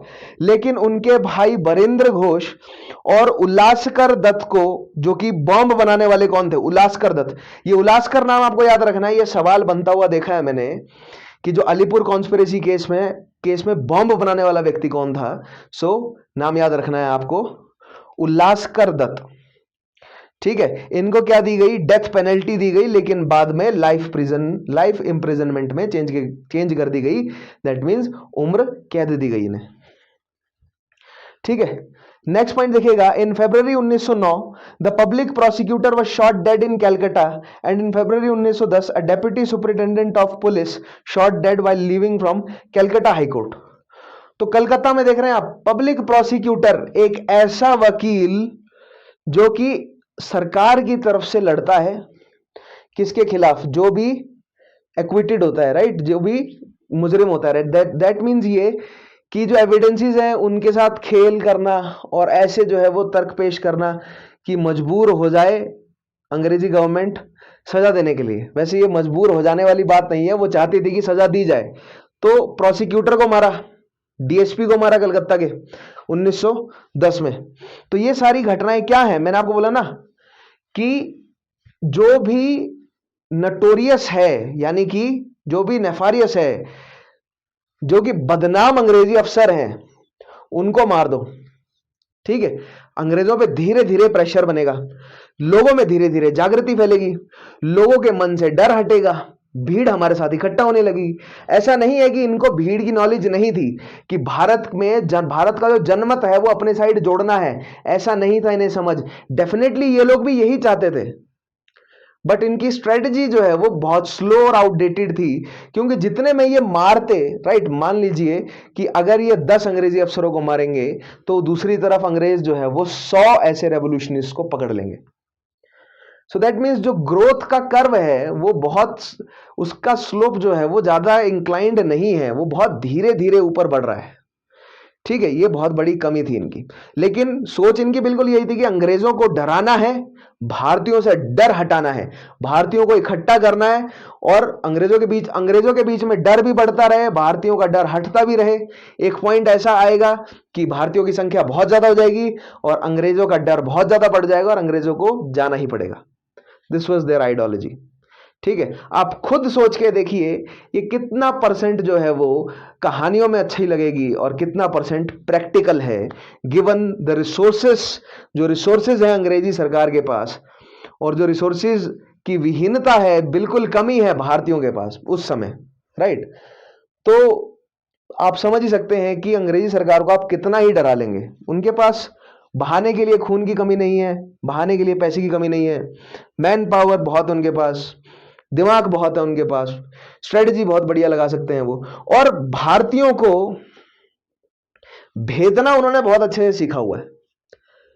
भारतीयों को बहुत शानदार तरीकों से भेदा उन्होंने। जितनी भी बड़ी बड़ी जो कॉन्स्पिरेसी कामयाब हो सकती थी उन सब में उन्होंने अपने मुखबिर छोड़ रखे थे, और मुखबरी हुई, ट्रेचरी हुई, धोखेधड़ी हुई, और जिस धोखेधड़ी की वजह से अंग्रेजों को फायदा हुआ। ठीक है, प्लासी की लड़ाई में भी धोखेधड़ी हुई थी। लाइन से जो है वो जगह जगह पर हमें गद्दार देखने को मिले हैं। तो गद्दारों को मार देना भी ये जो रेवोल्यूशनिस्ट एक्टिविटीज का एक हिस्सा था। ठीक है, नेक्स्ट पॉइंट देखिएगा। 1908 में 12 डकैती, 12 जगह का नाम है, was organised by Dhaka Anushilan under Pulin Das to raise funds for revolutionary activities. डकैती क्यों की जाती थी? शौकिया नहीं की जाती थी, डकैती की जाती थी ताकि जो रेवोल्यूशनरी एक्टिविटीज की जा रही हैं, हथियार खरीदने के लिए, छुपने के लिए, पनाह खरीदने के लिए, जो भी व्यक्ति हैं उनका खाना पीना, उनका खर्चा कवर करना, तो खर्चा लगता है रेवोल्यूशन चलाने में। जमींदार तो कोई जुड़ा नहीं है साथ में, ना ही कोई बड़ा इंडस्ट्रियलिस्ट जुड़ा हुआ है, खुद ही करना है सब कुछ। नेक्स्ट पॉइंट देखिएगा, दिल्ली कॉन्स्पिरेसी ट्रायल क्या है। अगली कॉन्स्पिरेसी देखते हैं दिल्ली की। रास Bihari Bose and Sachin Sanyal staged a spectacular bomb attack on Viceroy Harding while he was making his official entry into the new capital of Delhi in a procession through Chandni Chowk in December 1912। दिसंबर 1912 में viceroy Hardinge, जब दिल्ली नई नई capital shift हुई थी, कलकत्ता से आकर दिल्ली को जो है वो कैपिटल शिफ्ट किया गया था, और दिल्ली की कैपिटल में जो है वो अपने दफ्तर में घुस जाने की कोशिश कर रहे थे जब हार्डिंग, तब उन पर बॉम्ब फेंका गया, लेकिन कामयाब नहीं हो सके, हार्डिंग की मृत्यु नहीं हुई। दिल्ली कॉन्स्पिरेसी ट्रायल हुआ, उसमें बसंत कुमार बिस्वास और आमिर चंद और अवध बिहारी को एग्जीक्यूट कर दिया गया। इन 3 व्यक्तियों को नाम याद रखिएगा। क्वेश्चन ये पूछा जाता है कि किसको, ये नहीं पूछा जाता कि किसको किया, ये पूछा जाता है कि किसको नहीं किया। 4 नाम दे देंगे, मान लीजिए 4 नाम दे दिए, उसमें से चौथा नाम जो है वो सचिन सन्याल का जोड़ दिया, तो क्या आपको इन तीनों में सचिन सन्याल का नाम दिख रहा है? नहीं, राइट। सो कौन कौन, किस किस को एग्जीक्यूट किया गया? बसंत कुमार बिस्वास, आमिर चंद, अवध बिहारी को एग्जीक्यूट कर दिया गया। रास बिहारी बोस जो है वो अरेस्ट होने से बच गए, भेष बदलकर भाग गए थे वो समय रहते, और निकल गए थे भारत से बाहर। इसके बाद देखिएगा जर्मन प्लॉट क्या है, जिसे जिमेरन प्लान भी कहा जाता है। ठीक है, तो जुगांतर पार्टी, अब यहां पर य को बांग्ला में कई जगहों पर, बांग्ला कुछ डायलेक्ट्स में य को ज पढ़ा जाता है, तो यमुना नदी को जमुना नदी भी पढ़ते हैं वो लोग। ठीक है, तो युगांतर को जुगांतर पढ़ा गया। तो आपने भी सुना होगा भारत की अन्य, मतलब अन्य डायलेक्ट्स में भी, हिंदी के अन्य डायलेक्ट्स में भी युग को जुग पढ़ा जाता है। राइट, तो युगांतर का जुगांतर बन गया। कुछ फारसी डायलेक्ट्स में भी य का ज पढ़ा जाता है। तो जैसे कि मैंने आपको समझाया ना, भाषा का डिवीजन कैसे हुआ है। नॉर्थ वेस्ट फ्रंटियर से जो तुर्की और अफगानी क्षेत्र से टच हो रहा है भारत, वहां से लेकर पूरा बंगाल तक ये जो पूरी सिंधु नदी सिस्टम है और ये जो गंगा यमुना नदी तंत्र है, ये पूरे के पूरे नदी तंत्र की जो भाषाएं हैं, ये पूरा का पूरा जो एलुवियल लैंड है, इन सब की भाषाएं जो हैं वो जुड़ी हैं आपस में। क्योंकि जिसने नॉर्थ वेस्ट फ्रंटियर से एंटर किया वो इस पूरे एरिया को लाइन से जीतता चला गया। क्यों? क्योंकि ये पूरा का पूरा एरिया जो है वो सेम कल्चर का है, सेम ज्योग्राफिकल एरिया है, राइट, और सेम जो है वो इकोनॉमिक पैटर्न है। मैंने बोला ना कि इकोनॉमी के पीछे जो है वो युद्ध हुए हैं सारे। तो बंगाल से उत्तर प्रदेश, बंगाल से Bihar, Uttar Pradesh, Delhi, present day states के हिसाब से बोल रहा हूं मैं, बंगाल से बिहार, उत्तर प्रदेश, दिल्ली, हरियाणा, पंजाब और फिर पाकिस्तान का पंजाब के रास्ते अफगानिस्तान का जो पूरा ये ट्रेड रूट है, इसको कंट्रोल में लाना है। मैंने आपको समझाया ना। आगे आने वाले सेशंस में जब मैं आपको दिल्ली सल्तनत को का एडमिनिस्ट्रेशन या उसके अलावा उनका कल्चर या उनकी जो पॉलिटिकल हिस्ट्री है, खासकर पॉलिटिकल हिस्ट्री वाला पार्ट नहीं किया हमने दिल्ली सल्तनत का, जिसमें मुझे आपको बताना है कि कैसे कैसे सारी चीजों को जीता है उन्होंने, राइट। खाली एडमिनिस्ट्रेशन मैंने आपको हल्का सा ग्लिम्स दिया था उसका, लेकिन अभी मुझे आपको समझाना है कि पॉलिटिकली जो है वो कैसे उन्होंने जीत पाई। पॉलिटिकल माइक्रो एनालिसिस करना बाकी रह गया, तो उसमें मैं आपको समझाऊंगा कि क्या इंपॉर्टेंस है और कैसे जो है वो भाषाओं का वितरण हुआ है। ठीक है, सो पॉइंट क्या था? The Jugantar party raised funds through a series of dacoities, जिनको बहुत इंपॉर्टेंट है ये, टैक्सी कैब डेकॉइटी और बोट डेकॉइटीज भी कहा गया, क्योंकि अंग्रेजी पैसा नौकाओं के माध्यम से भी जाता था। ठीक है, और नॉट जस्ट अंग्रेजी पैसा, लेकिन भारतीय भी, ऐसे मतलब जो रिच इंडियंस हैं, ठीक है, उनके सामान को भी लूटा गया, जो भारतीयों का शोषण करते हैं, अन्य भारतीयों का। Taxi cab dacoities and boat dacoities so as to work out Indo German conspiracy. Indo German conspiracy क्या है कि भारतीय क्रांतिकारियों को क्या चाहिए? भारतीय क्रांतिकारियों को चाहिए हथियार। हथियार कौन सप्लाई करेगा? अंग्रेजों ने नॉर्थ वेस्ट फ्रंटियर में अफगानिस्तान से हथियार आ सकते थे, लेकिन तुर्की, अफगानिस्तान, ये सारे एरिया पे धीरे धीरे फ्रेंच और अंग्रेजों ने अपना कंट्रोल किया, तो यहां से हथियार आना बंद हो गए। पंजाब की जो सिख एम्पायर था वो किसके कंट्रोल में था? रणजीत सिंह के कंट्रोल में था तब तक वहां पर लोकल राजाओं के पास आर्सनल था अपना। जब अंग्रेजों ने कवर किया, सिखों को जीता, आप मुझे बताइए कमेंट्स में कब जीता है सिखों को। ठीक है, सिख एम्पायर को फाइनली कब हराया है और कौन वायसराय था उस समय? उसके बाद वो आर्सेनल, नॉर्थ वेस्ट फ्रंटियर का जो प्रोस्पेक्ट है हथियार आने का, वो भी खत्म हो गया। अंग्रेजों ने पोर्ट्स सारे अपने कंट्रोल में रखे हुए हैं, तो बाहर से कोई हथियार आएगा वो अंग्रेजों के नजर में होगा। तो ऐसे में ऐसी शक्तियां जो ब्रिटेन के खिलाफ खड़े होने को तैयार हों, वही भारतीयों की मदद कर सकती हैं। तो ऐसी दो मुख्य शक्तियां थी, जर्मनी यूरोप में और एशिया में जापान। ठीक है, तो जर्मनी के साथ साठगांठ हुई भारतीय रेवोल्यूशनिस्ट नेताओं की कि हमें खरीदने आपसे हथियार, और जर्मनी के जो लीडर्स हैं उन्होंने खुले दिल से जो है वो हथियार भारतीयों को दिए। क्यों? क्योंकि 1909 के बाद अंग्रेजों का और जर्मनी का रिलेशन जो है वो खराब हो गया। वर्ल्ड हिस्ट्री में समझाऊंगा वहां पर क्या पॉलिटिक्स चल रही थी, तब ये टॉपिक जो है वो वर्ल्ड हिस्ट्री के एस्पेक्ट से भी आपका तैयार होगा। ठीक है, जब मैं आपको वर्ल्ड वॉर्स पढ़ाऊंगा, पहला विश्व युद्ध, और पहले विश्व युद्ध का जब हम बैकग्राउंड पढ़ रहे होंगे, उस बैकग्राउंड में आपको बताऊंगा कि जर्मनी और इंग्लैंड की जो आपस में खटास है वो क्यों हुई। ठीक है, और उस जो आपस में उनकी खटास है उसका फायदा जो है वो किस तरह उन्होंने भारतीयों को दिया, और भारतीय जो रेवोल्यूशनिस्ट हैं उन्होंने जर्मनी से हथियार जो है वो इंपोर्ट करने शुरू किए, जिसको कहा गया Indo German conspiracy. Next point देखिएगा, प्लान क्या है? प्लान समझते हैं। इंडो जर्मन कॉन्स्पिरेसी का प्लान क्या था? It was planned that a guerrilla force would be organized to start an uprising in the country with a seizure of Fort Williams and a mutiny by armed forces. अब याद कीजिए मैंने आपको क्या बोला था, बाघा जतिन, रास बिहारी बोस, सचिन सान्याल, इन नेताओं ने ना ही केवल बंगाल लेकिन उत्तर प्रदेश या उस समय का यूनाइटेड प्रोविंस, दिल्ली और पंजाब तक अपने रिलेशंस बनाए हुए हैं। अब ये रिलेशन किस लिए बनाए हुए हैं? ताकि जब वो बंगाल में म्यूटनी शुरू करें उसी समय में एक विद्रोह जो है वो यूनाइटेड प्रोविंस में भी हो, उसी समय में एक विद्रोह जो है वो दिल्ली में भी हो, उसी समय में एक विद्रोह पंजाब में भी हो। दैट मीन्स ये जो पूरा का पूरा इंडो जर्मन कॉन्स्पिरेसी है, ये फिर से जो है वो भारत में 1857 के लेवल की म्यूटनी करवाना चाहते थे। और अगर ये म्यूटनी हो जाती तो अंग्रेजों की जड़ें जो है वो बहुत भयंकर तरीके से हिल जाती। ठीक है, और वही यहां पर करने की पूरी पूरी तैयारी थी। द जर्मन प्लॉट लेकिन फेल हो गया। Jatin Mukherjee was shot and died a hero's death in Balasore on the Orissa coast in September 1915। सितंबर 1915 में जब जतिन मुखर्जी या बाघा जतिन बालासोर हथियारों की कंसाइनमेंट की उस हथियारों को रिसीव करने गए तो उनकी मुखबरी कर दी गई। किसी ने बता दिया, उन्हीं के ग्रुप के किसी व्यक्ति ने जो है वो अंग्रेजों को बात लीक कर दी और यहां पर बाघा जतिन को एनकाउंटर में मार दिया गया।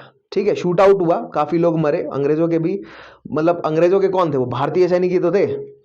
और दूसरी साइड यहां पर जतिन मुखर्जी की मृत्यु हुई। ठीक है, और जो जर्मन प्लॉट है वो फेल हो गया, अंग्रेजों को खबर पहुंच गई, फोर्ट विलियम को सिक्योर कर लिया अंग्रेजों ने। ठीक है, तो अब हम समझते हैं महाराष्ट्र में इसी तरह की सेम घटनाएं क्या क्या घटी, आइए देखें। महाराष्ट्र में सबसे पहला पॉइंट देखिए आप, रामोसी पीजेंट फोर्स जो कि स्टैब्लिश की गई किसके द्वारा? वासुदेव बलवंत फड़के इन 1879। इनका एम क्या था? Aim to rid the country of British by instigating an armed revolt by disrupting communication lines. It hoped to raise funds for its activities through dacoities. It was suppressed prematurely. याद रखिएगा, Ramoshi peasant force Vasudev Balwant Phadke 1879 में ही कोशिश क्या की गई? तार की लाइनों को काट दिया जाए, जो कि प्रीमेच्योरली एस्टेब्लिश हो रही थी अभी, वो भी ट्रेन की लाइनों को काट दिया जाए, कम्युनिकेशन अंग्रेजों का काट दिया जाए और फिर जो है वो एक आर्म्ड रिवोल्ट किया जाए। ताकि क्या हो? ताकि अंग्रेजी सरकार भारत से चली जाए, अंग्रेज जो है वो भारत को छोड़कर चले जाएं, ये उनका विजन था। लेकिन अंग्रेजों ने बहुत जल्दी उनको धर लिया। ठीक है, ज्यादा बड़े लेवल पर नहीं फैल सका उनका ये, इनकी जो क्रांति है। राइट, नेक्स्ट चीज देखिएगा, 1890s के दशक में तिलक ने propagated a spirit of militant nationalism including use of violence. बहुत इंपॉर्टेंट पॉइंट है, including use of violence through Ganapati and Shivaji festivals and his journals Kesari and Maratha. ठीक है, two of his disciples Chapekar brothers, कौन कौन? दामोदर एंड बालकृष्ण चापेकर, इन्होंने मर्डर करा plague commissioner of Poona Rand का और उसका लेफ्टिनेंट आयस्ट 1897, जिसके तहत उनको कैपिटल पनिशमेंट मिली और तिलक को 8 महीने की जेल भेजी गई। ठीक है, तो ये वो पॉइंट है। 1890 के दौरान तिलक ने, मैंने आपको बताया कि गणपति सेशन शुरू किया, या गणपति जो महोत्सव होता है उसको एक नेशनल मूवमेंट के रूप में कन्वर्ट करने की कैसी कोशिश करी, उसको एक मंच के तौर पे कैसे इस्तेमाल किया, अपना नेशनलिज्म का जो एजेंडा है वो जनता तक पहुंचाने का। मैंने आपको बताया ना, मॉडरेट्स का क्या कहना था कि जो पीजेंट्री है वो तैयार नहीं है नेशनल मूवमेंट के लिए। ठीक है, हमें इन काउंसिल पॉलिटिक्स करनी पड़ेगी, हमें सिस्टम को अंदर से सुधारना है।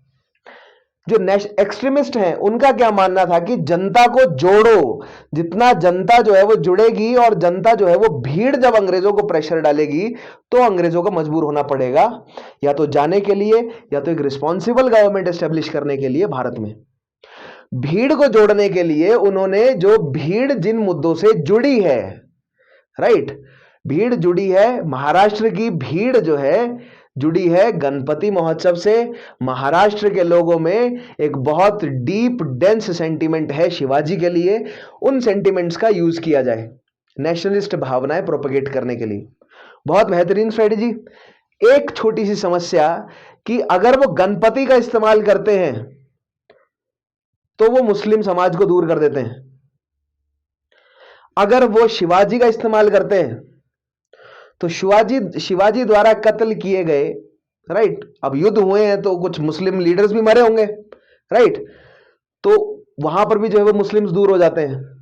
तो यहां पर बाल गंगाधर तिलक को भी एक मुश्किल फैसला लेना था कि महाराष्ट्र की मेजॉरिटी पॉपुलेशन हिंदुओं को अपने साथ जोड़ूं या पॉलिटिकली करेक्ट होने का रिस्क लूं, मुस्लिम्स को भी जो है वो अपने साथ जोड़ने की कोशिश करूं। लेकिन जो लिबरल मुस्लिम्स थे, समझ रहे हैं आप, जो लिबरल मुस्लिम्स थे, जो एजुकेटेड मुस्लिम्स थे, वो ये बात समझते थे कि ये शिवाजी और गणपति का इस्तेमाल क्यों कर रहे हैं बाल गंगाधर तिलक, ताकि मास पॉपुलेशन जुड़े। उनका कोई धार्मिक एजेंडा नहीं है, लेकिन इस वजह से उनका धार्मिक एजेंडा भी लोगों को, उनको लगा कि एक धार्मिक एजेंडा भी है, या उनको यह लगा कि एक हिंदू लीडर है, राइट, ये एक सेकुलर लीडर नहीं है। तो एक ये भ्रांति भी जो है वो बनी। लेकिन ये सारी चीजें हम डिटेल में डिस्कस करेंगे जब मैं आपको बाल गंगाधर तिलक पे एक स्पेसिफिक लेक्चर दूंगा, ठीक है। नेक्स्ट पॉइंट देखिए, चापेकर ब्रदर्स बाल गंगाधर तिलक के ही चेले कह लीजिए आप, चापेकर ब्रदर्स उनके इन्फ्लुएंस में थे, ठीक है। पूना की जो जितने भी वहां के पंडित थे वो सब जो है वो जुड़े हुए थे बाल गंगाधर तिलक से, राइट। तो उन्हीं में से चापेकर ब्रदर्स भी थे जिन्होंने हत्या करी रैंड की, और आईएस की उनका लेफ्टिनेंट था, और उस हत्या के केस में उनको कैपिटल पनिशमेंट दी गई और बाल गंगाधर तिलक को 18 महीने के लिए जेल में भेजा गया, ठीक है। उसके अलावा नेक्स्ट पॉइंट देखिएगा, महाराष्ट्र में अन्य कौन सी रेवोल्यूशनरी घटनाएं घटी। वीडी सावरकर, ठीक है, विनायक दामोदर सावरकर और उनके भाई, उन दोनों ने मिलकर मित्र मेला नाम की एक सीक्रेट सोसाइटी बनाई, जिसने 1899 में अभिनव भारत के साथ मिल गई, ठीक है। बहुत इंपॉर्टेंट पॉइंट है, अभिनव भारत के बारे में अन्य एक आगे आने वाले लेक्चर में आपको मैं डिटेल में समझाऊंगा कि अभिनव भारत क्या है। लेकिन एक बेसिक पॉइंट है कि अभिनव भारत जो है यंग इटली नाम की एक अन्य सीक्रेट सोसाइटी, एक अन्य जो है वो एसोसिएशन से, अन्य एसोसिएशन से जो है वो वहां उस आइडिया को कॉपी करके बनाई गई है अभिनव भारत, ठीक है, वहां से प्रोत्साहित होकर बनाई गई है। 1904 में जुड़े वो, राइट, वीडी सावरकर की मित्र मेला अभिनव भारत से 1904 में जुड़ी। 1909 में एएमटी जैक्सन, ठीक है, नासिक कॉन्स्पिरेसी केस, एक और कॉन्स्पिरेसी केस आ गया। AMT Jackson, the collector of Nashik, who was also a well known indologist, was killed. Nashik conspiracy case कहा जाता है इसको, किसके द्वारा, अनंत लक्ष्मण कन्हड़े द्वारा मार दिया गया उनको, जो कि एक अभिनव भारत के मेंबर थे। अब ये वही नासिक कॉन्स्पिरेसी केस है जिसकी वजह से फिर वीडी सावरकर को लंदन में अरेस्ट किया गया और फिर उनको वहां से, मतलब भारत जो है वो एक्स्ट्राडिट किया गया और फिर उनको काला पानी की जो है वो सजा हुई अंडमान निकोबार में, ठीक है, जो सेल्यूलर जेल है वहां पर। नेक्स्ट पॉइंट देखिएगा, पंजाब। पंजाब में क्या क्या ऐसी रेवोल्यूशनरी एक्सट्रीमिज्म की घटनाएं घटी, तो पहला पॉइंट देखिएगा, लाला लाजपत राय, हु बॉट आउट पंजाबी, ठीक है, पंजाबी जो है वो उन्होंने एस्टेब्लिशमेंट की पंजाबी की, with its motto of self help at any cost.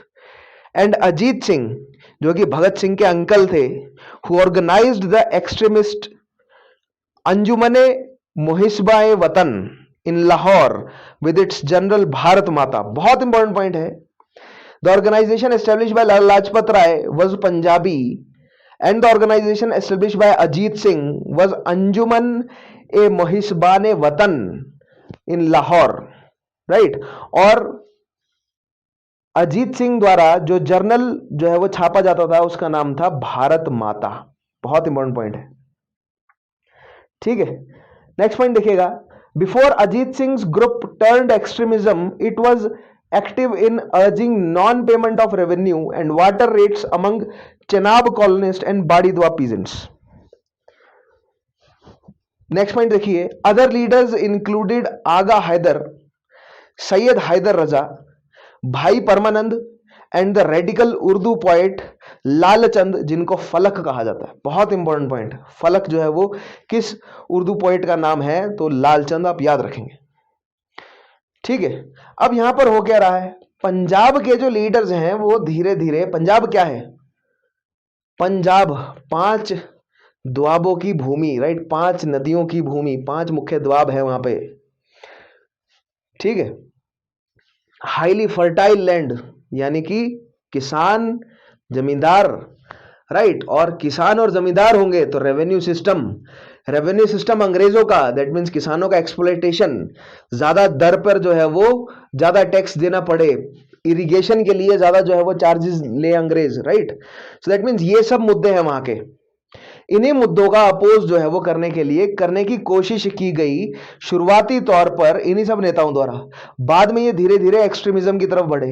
लेकिन जब ये एक्सट्रीमिज्म की तरफ बढ़े, एक्सट्रीमिज्म में क्या किया इन्होंने, डकैतियां की, ठीक है, और उसके अलावा जो भी अफसर हैं अंग्रेजी, वही जो हम पढ़ते आ रहे हैं पूरा का पूरा ट्रेंड, अंग्रेजी अफसरों को मारा गया।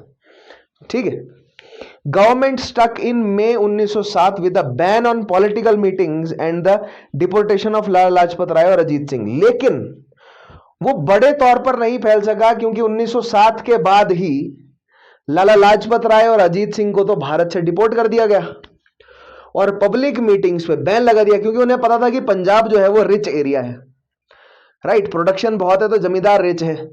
दैट मीन्स कि ये लोग हथियार भी खरीद सकते हैं, क्योंकि अफगानिस्तान से प्रॉक्सिमिटी है, अफगानिस्तान के रास्ते हथियार भी आ सकता है। ठीक है, और ये लोग जो हैं वो अपने टेरेन को अच्छे से जानते हैं, और इन लोगों के ऊपर जो है वो पूरी तरह से मिलिट्री कंट्रोल भी नहीं है, क्योंकि योद्धा क्लैन है बहुत सारी वहां पर अभी भी। क्योंकि जो मिसल है, जो सिख मिसल है, वो क्या थी, वो छोटे छोटे बैंड्स में जो बटे हुए थे वो सारे योद्धा ही तो थे। दैट मीन्स अभी भी उनके पास हथियार हैं, उन लोगों के पास, राइट। और अगर नहीं होंगे तो अफगानिस्तान से कनेक्शन है, हथियार आ सकते हैं। इसका मतलब यह कि पंजाब को जल्दी से जल्दी कंट्रोल करना है, पंजाब को जल्दी से जल्दी कंट्रोल करना है। इसलिए 1907 में ही बात उन्होंने हाथ से निकलने ही नहीं दी, तभी जो है वो पॉलिटिकल मीटिंग से बैन लगा दिया था और उनके बड़े नेताओं को डिपोर्ट कर दिया था। नेक्स्ट देखिएगा, भारत से बाहर किस तरह की रेवोल्यूशनरी एक्टिविटीज जो है वो घटी, जो कि किसके संदर्भ में है, इंडियन नेशनल मूवमेंट के। पहला पॉइंट देखिएगा आप, श्यामजी कृष्ण वर्मा, कहां पर, लंदन में, कब, 1905 में। क्या किया, एस्टेब्लिशमेंट की इंडियन होम रूल सोसाइटी, जिसको इंडिया हाउस कहा गया। बहुत इंपॉर्टेंट पॉइंट है, इंडिया हाउस जो है वो किसके द्वारा स्थापित किया गया, तो आपको यहां पर मिल गया। अब इसकी इंपॉर्टेंस क्या है, बिल्कुल सिंपल कॉमन सेंस की बात है कि भारतीयों में मध्य वर्ग बनाया जा रहा है। दैट मीन्स बहुत सारे ऐसे भारतीय होंगे जो अंग्रेजों के करीबी भी बने होंगे। दैट मीन्स जो अंग्रेजी यूनिवर्सिटीज में है वहां पर भारतीय जो है वो युवा पढ़ने भी गए होंगे, और जो भारतीय अंग्रेजी यूनिवर्सिटी में पढ़ने जाएगा उसको वहां पर ऑब्वियसली डिस्क्रिमिनेशन मिलेगा, क्योंकि भारत में अंग्रेज ज्यादा, भारत में भारतीय ज्यादा, ऑब्वियसली अंग्रेज कम, लेकिन इंग्लैंड में ऑब्वियसली अंग्रेज ज्यादा, तो वहां पर डिस्क्रिमिनेशन भी ज्यादा, राइट। तो वहां पर क्या, भारतीय सब जुड़ के रहते हैं। तो भारतीय स्टूडेंट्स के लिए एक ऑर्गेनाइजेशन यहां पर बनाई गई, जिसको इंडियन होम रूल सोसाइटी कहा गया, इंडियन हाउस कहा गया, as a centre for Indian students, a scholarship scheme to bring radical youth from India, and a journal the Indian sociologist. बहुत इंपॉर्टेंट पॉइंट है कि इंडियन सोशियोलॉजिस्ट किसके द्वारा लिखा जाता था, तो आपके पास नाम तैयार होना चाहिए, इंडियन हाउस द्वारा, इंडिया हाउस या इंडियन होम रूल सोसाइटी द्वारा। किसके द्वारा स्थापित है, श्यामजी कृष्ण वर्मा। कहां पर, लंदन में।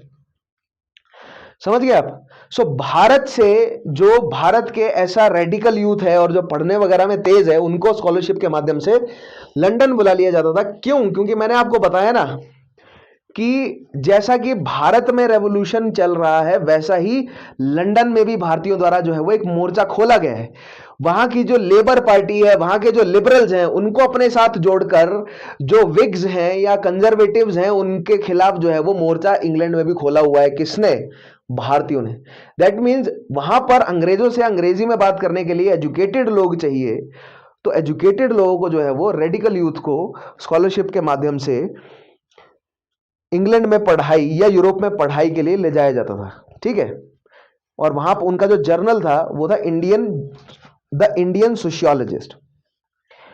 नेक्स्ट पॉइंट देखिए, रेवोल्यूशनरीज सच एज सावरकर और Hardayal became the member of India house. ठीक है, वीडी सावरकर और लाला हरदयाल जो है वो इंडिया हाउस के मेंबर थे।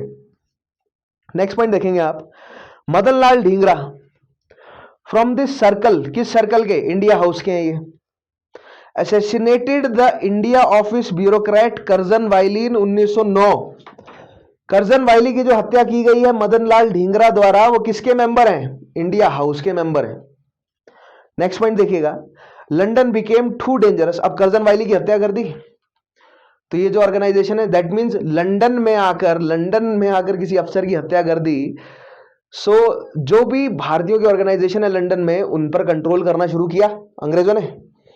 So London became too dangerous for the revolutionaries, particularly after Savarkar had been extradited in 1910 and transported for life in Nashik conspiracy case. ये मैंने आपको बताया, विनायक दामोदर सावरकर 50 साल के लिए कैद में भेजे गए। कहां पर? काला पानी। काला पानी कैद क्यों लगी? किस केस में? नासिक कॉन्स्पिरेसी केस में। भारत से भाग आए लंदन में। ठीक है, और लंदन से उनको क्या कर दिया, यूरोप से क्या कर दिया गया, उन्हें एक्स्ट्राडाइट कर दिया गया। यानी कि ट्रायल कहां हुई उनकी? भारत में ही हुई ना। ठीक है, कोर्ट मामला कहां दर्ज हुआ? भारत की कोर्ट में, राइट, मतलब भारत के थाने में, राइट। केस कहां चल रहा है? भारत की कोर्ट में। तो भारत लाया गया, उन्हें केस किया गया उनके ऊपर, फैसले में उनको गिल्टी पाया गया और उनको सजा दी गई लाइफ इंप्रिजनमेंट की। कहां पर? अंडमान भेजा गया उन्हें। अब लंदन जो है वो या इंग्लैंड भारतीयों के लिए खतरनाक था। दैट मींस अन्य यूरोपीय शहर देखने पड़ेंगे। तो पेरिस और जेनेवा ऐसे दो शहर रहे जहां पर मैडम भिकाजी कामा, जो कि एक पारसी थी, पारसी रेवोल्यूशनरी थी, उन्होंने जो है वो कॉन्टेक्ट एस्टेब्लिश करे फ्रेंच सोशलिस्ट के साथ। ठीक है, और वंदे मातरम जो है वो उन्होंने एस्टेब्लिश किया वहां पे। उसके अलावा अजीत सिंह ने भी फ्रेंच सोशलिस्ट के साथ जुड़कर जो है वो यहीं से काम किया।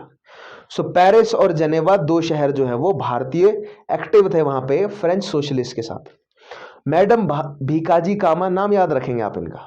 उसके बाद देखिएगा, after 1909 when Anglo German relations deteriorated, Virendranath Chattopadhyay chose Berlin as his base.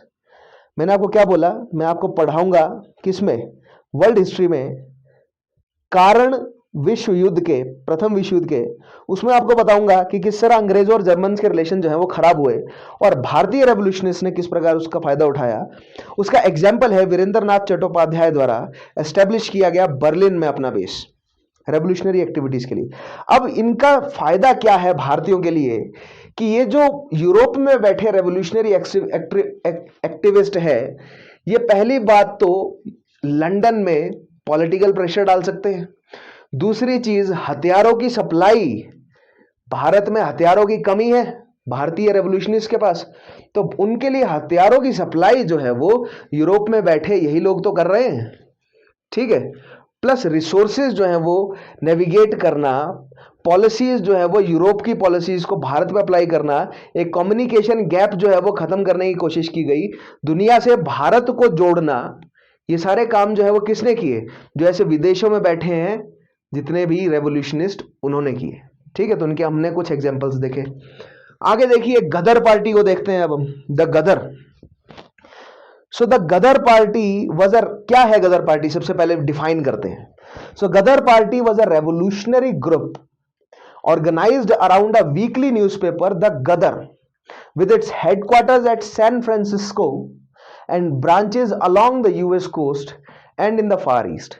That means Ghadar party क्या है? एक साप्ताहिक पत्रिका आती है गदर, जिसमें भारत में अंग्रेजी सरकार द्वारा जितनी भी कुरीतियां चल रही हैं उस सब के बारे में जानकारी छपी होती है और खुले तौर पे क्रिटिसाइज किया जाता है अंग्रेजी सरकार को, क्योंकि ये बेस्ड है सैन फ्रांसिस्को में यानी यूएस में। दैट मीन्स भारत के जो काले कानून है, प्रेस पर जो कंट्रोल है, वो वहां पर लागू नहीं है। इसलिए वो वहां पर बैठ के अंग्रेजी सरकार को अगर क्रिटिसाइज कर रहे हैं यूएस में बैठ के, तो अंग्रेजी सरकार उसके खिलाफ कुछ नहीं कर सकती, राइट। सो उन्होंने ओपनली क्रिटिसाइज किया और धीरे धीरे मोटिवेट किया यूथ को जुड़े रेवोल्यूशनरी और वायलेंट तरीके से एक रेवोल्यूशन, क्रांति लाने के लिए भारत में। सो गदर पार्टी जो है वो एस्टेब्लिश हुई वहां पर। गदर एक वीकली साप्ताहिक पत्रिका कह रहा हूं, ठीक है। प्री गदर रेवोल्यूशनरी एक्टिविटी देखते हैं, यानी कि गदर पार्टी एस्टेब्लिश होने से पहले कौन नेता थे जो कि इस धारणा से इन्फ्लुएंस्ड थे, जिन्होंने बाद में धीरे धीरे चलकर गदर पार्टी की स्थापना भी करी। Ramdas Puri, GD Kumar, Taraknath Das, Sohan Singh Bakhna and Lala Hardayal who reach there in 1911। अब भारत से निकलकर यूएस पहुंचना एक बहुत बड़ी समस्या। ब्रिटेन की सरकार क्या चाहती है कि भारतीय मजदूर भी अगर निकले ना भारत से बाहर, तो वो कहां जाएं?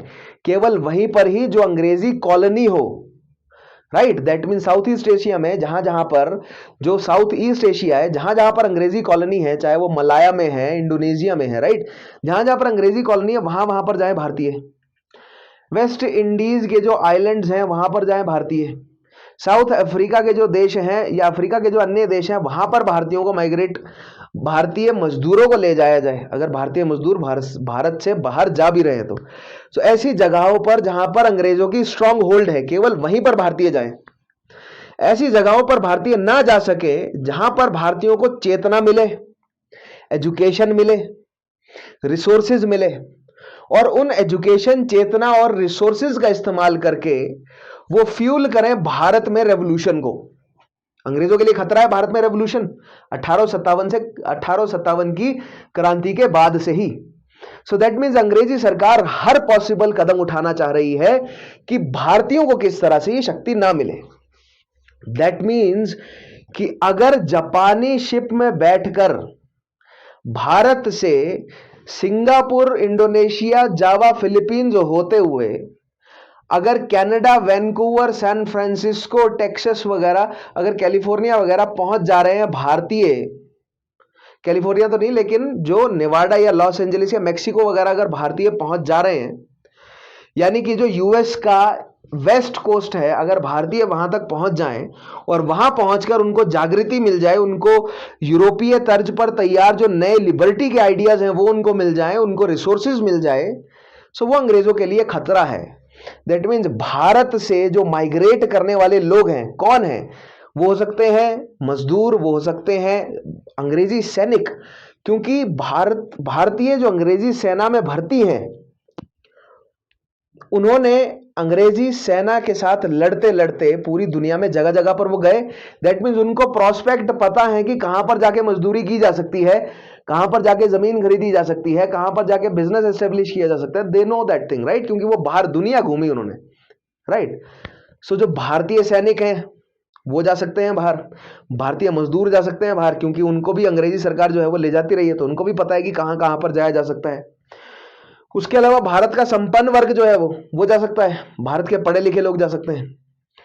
तो अंग्रेजी सरकार अपनी एंड से पूरी कोशिश करती है कि भारतीय ना जाएं, और अगर जा भी रहे हैं तो उनको जो है वो कोशिश की जाएगी वापस भारत में बुला लिया जाए। तो यहां पर हमें इसी जद्दोजहद के बीच बहुत सारे भारतीय जो है वो पहुंचते हुए मिलते हैं यूएस, और 1911 में पहुंचे ये सब भारतीय जिनका मैंने नाम लिया, खासकर लाला हरदयाल 1911 में जो है वो पहुंचे यूएस की धरती में। नेक्स्ट पॉइंट देखिएगा, to carry out revolutionary activities the earlier activist had set up a Swadesh Sevak home. बहुत इंपॉर्टेंट पॉइंट है, स्वदेश सेवक होम एस्टेब्लिश किया गया यूएस में। कब? गदर पार्टी से पहले। कहां पर? नॉट यूएस बट वैंकूवर में एस्टेब्लिश किया गया Swadesh Sevak Home. Vancouver is in at the western coast line of Canada, ठीक है। एंड यूनाइटेड इंडिया हाउस जो है वो सिएटल यूएस में एस्टेब्लिश किया गया। और फाइनली 1913 में गदर की एस्टेब्लिशमेंट हुई सैन फ्रांसिस्को में। बहुत इंपॉर्टेंट पॉइंट है, डायरेक्ट पॉइंट है, ठीक है। अब नेक्स्ट पॉइंट देखिएगा गदर के बारे में। The Ghadar programme was to organise assassination of officials, publish revolutionary and anti imperialist literature, work among Indian troops stationed abroad, procure arms and bring about a simultaneous revolt in all British colonies. So basically हो क्या रहा है कि जो mutiny थी भारत में 1857 में हुई, उसी तरह की म्यूटनी जो है वो अंग्रेजों की हर कॉलोनी में लानी है, अंग्रेजी सैनिकों को अंग्रेजों के ही खिलाफ भड़काकर अंग्रेजी अफसरों को मारना है और ऐसा लिटरेचर लिखना है जो कि जो है वो प्रोत्साहन दे यूथ को अंग्रेजी सरकार के खिलाफ खड़े होने के लिए, ठीक है। ये सब जो है वो क्या थे, एजेंडा थे, किसके, गदर पार्टी के। नेक्स्ट पॉइंट देखिएगा, the moving spirits behind the Ghadar Party were Lala Hardayal, right. कौन कौन से लीडर्स हैं, मुख्य लीडर्स कौन कौन से हैं, लाला हरदयाल, रामचंद्र भगवान सिंह, करतार सिंह सराबा, बरकत उल्ला एंड भाई परमानंद। बहुत इंपॉर्टेंट नाम है, इन नामों को ध्यान रखिएगा, सवाल बनता है इन नाम पे। एक बार फिर सुन लीजिए, लाला हरदयाल, रामचंद्र भगवान सिंह, करतार सिंह सराबा, बरकत Ullah and Bhai Parmanand. These were the leaders associated with the Ghadar party. Next point देखिएगा, कोमगाता मारू इंसिडेंट जो है वो क्या है, ठीक है, और गदर पार्टी से उसका क्या लेना देना है। तो जैसा कि मैंने आपको बताया कि भारत से शिप्स जाती थी, राइट। अगर आपको यूएस पहुंचना है, कनाडा पहुंचना है, तो आप वेस्टर्न कोस्ट से जाएंगे, राइट, नॉट वेस्टर्न कोस्ट लेकिन साउथ ईस्ट एशिया के माध्यम से जाएंगे। वहां से आपको जाना जो है वो आसान पड़ेगा, छोटा पड़ेगा, ठीक है। सो वैसा ही कुछ हुआ। कोमागात मारू नाम की एक शिप थी, जापानीज शिप है, जिसमें लगभग 370 पैसेंजर बैठे थे, जो कि मुख्यतः क्या थे, सिख और पंजाबी मुस्लिम, जो कि इमिग्रेंट से, भारत से उनका इमिग्रेशन हो रहा था, भारत से बाहर जा रहे थे वो, ठीक है। और कैसे जा रहे थे वो, सिंगापुर से वैंकूवर कनाडा जाने की तरफ वो चली हुई थी शिप।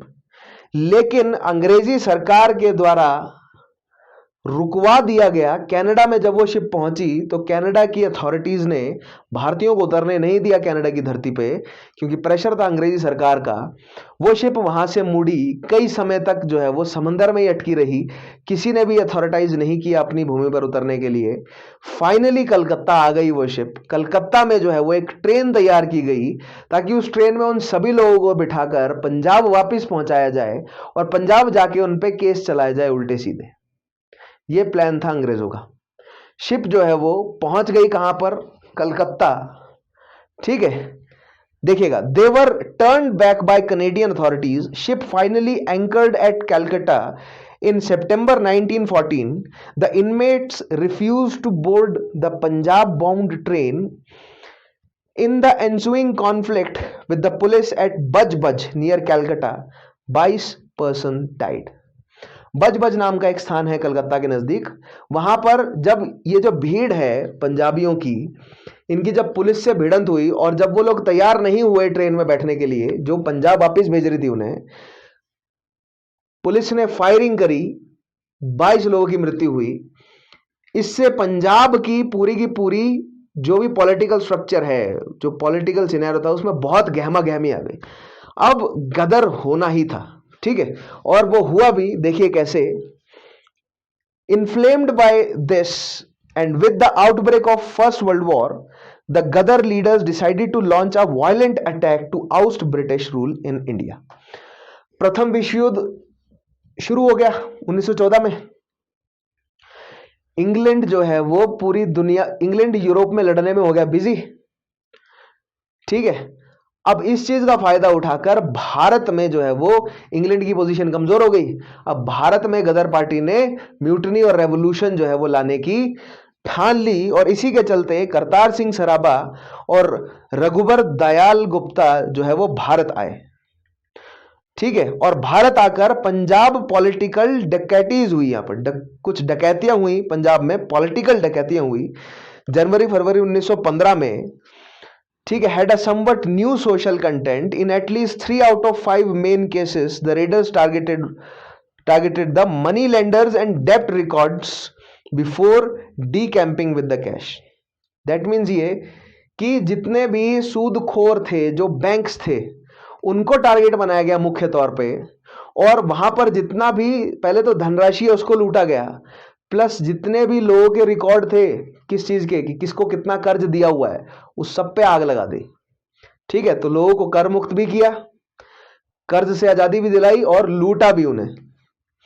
ठीक है, इसको कहा गया पंजाब पॉलिटिकल डकैतीज। उसके बाद मैंने आपको बोला ना, रास बिहारी बोस, सचिन सन्याल और गदर पार्टी, इन सब ने हाथ जोड़ लिए, हाथ मिला लिए, और इन्होंने फैसला लिया कि हम एक, अब जो है वो भारत में एक बड़ी कॉन्स्पिरेसी करने जा रहे हैं, जो कि वही थी इंडो जर्मन कॉन्स्पिरेसी। और इस कॉन्स्पिरेसी के तहत पंजाब में भी, पंजाब के अलग अलग जो पॉलिटिकल हॉटस्पॉट्स हैं वहां पर भी म्यूटनी होने जा रही थी, दिल्ली में भी म्यूटनी होने जा रही थी, अवध, लखनऊ, यूनाइटेड प्रोविंस में म्यूटनी होने जा रही थी, और बंगाल के क्षेत्र में म्यूटनी होने जा रही थी। फोर्ट विलियम्स को कैप्चर करना था। राइट, तो ये जो उत्तर भारत के जितने भी इंपॉर्टेंट पॉलिटिकल हॉटस्पॉट्स हैं, इन सबको कंट्रोल करने की कॉन्स्पिरेसी थी। ऐसा क्या हुआ कि ये कॉन्स्पिरेसी कामयाब नहीं हो सकी? ठीक है, Bengal revolutionaries were contacted. Raj Bihari Bose and Sachin Sanyal were asked to lead the movement. February 21, 1915 as the date for an armed revolt in Firozpur, Lahore and Rawalpindi garrisons, यानी कि फिरोजपुर, लाहौर और रावलपिंडी में जो अंग्रेजी गैरिसन था उस पर जो है वो हमला करने की डेट रखी गई 21 फरवरी 1915। लेकिन उससे पहले क्या हो गई? मुखबरी हो गई। फिर से जो है वो किसी ना किसी ने धोखा दे दिया, अंग्रेजों तक सारी बात पहुंच गई। अंग्रेजों तक बात पहुंची तो अंग्रेजों ने, पहले से अंग्रेज तैयार थे, जब म्यूटनी करने, जब हमलावर आए तो अंग्रेज ज्यादा संख्या में मौजूद थे और उनको सबडू कर दिया गया। ठीक है, the plan was foiled at the last moment due to treachery. The authorities took immediate action aided by the Defence of India Rules. Defence of India Rules 1915 लागू हुआ। मैंने आपको पिछले सेशन में डिफेंस ऑफ इंडिया रूल्स बताया है क्या है। जिन बच्चों ने पिछला सेशन फॉलो किया है वो लोग अच्छे तरीके से जानते होंगे।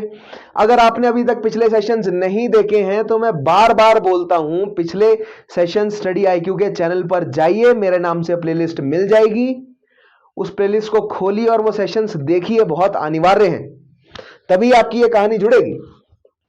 Rebellious regiments were disbanded, leaders arrested, deported and 45 of them hanged.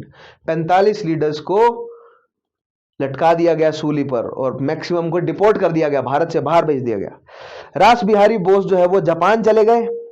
ठीक है, जहां से उन्होंने अबानी मुखर्जी के साथ जुड़कर जो है वो बहुत मतलब एफर्ट किए, हथियार जो है वो भारत तक पहुंचाए जाएं। सचिन सन्याल को उम्र कैद की सजा मिली। ठीक है, डिफेंस ऑफ इंडिया एक्ट जो है वो मार्च 1915 में पास ही इसीलिए हुआ था ताकि गदर मूवमेंट को कुचला जा सके। ठीक है, तो अंग्रेजों को पहले से ही भनक थी इस चीज की, अंग्रेजों तक मुखबरी पहले ही हो जा रही थी।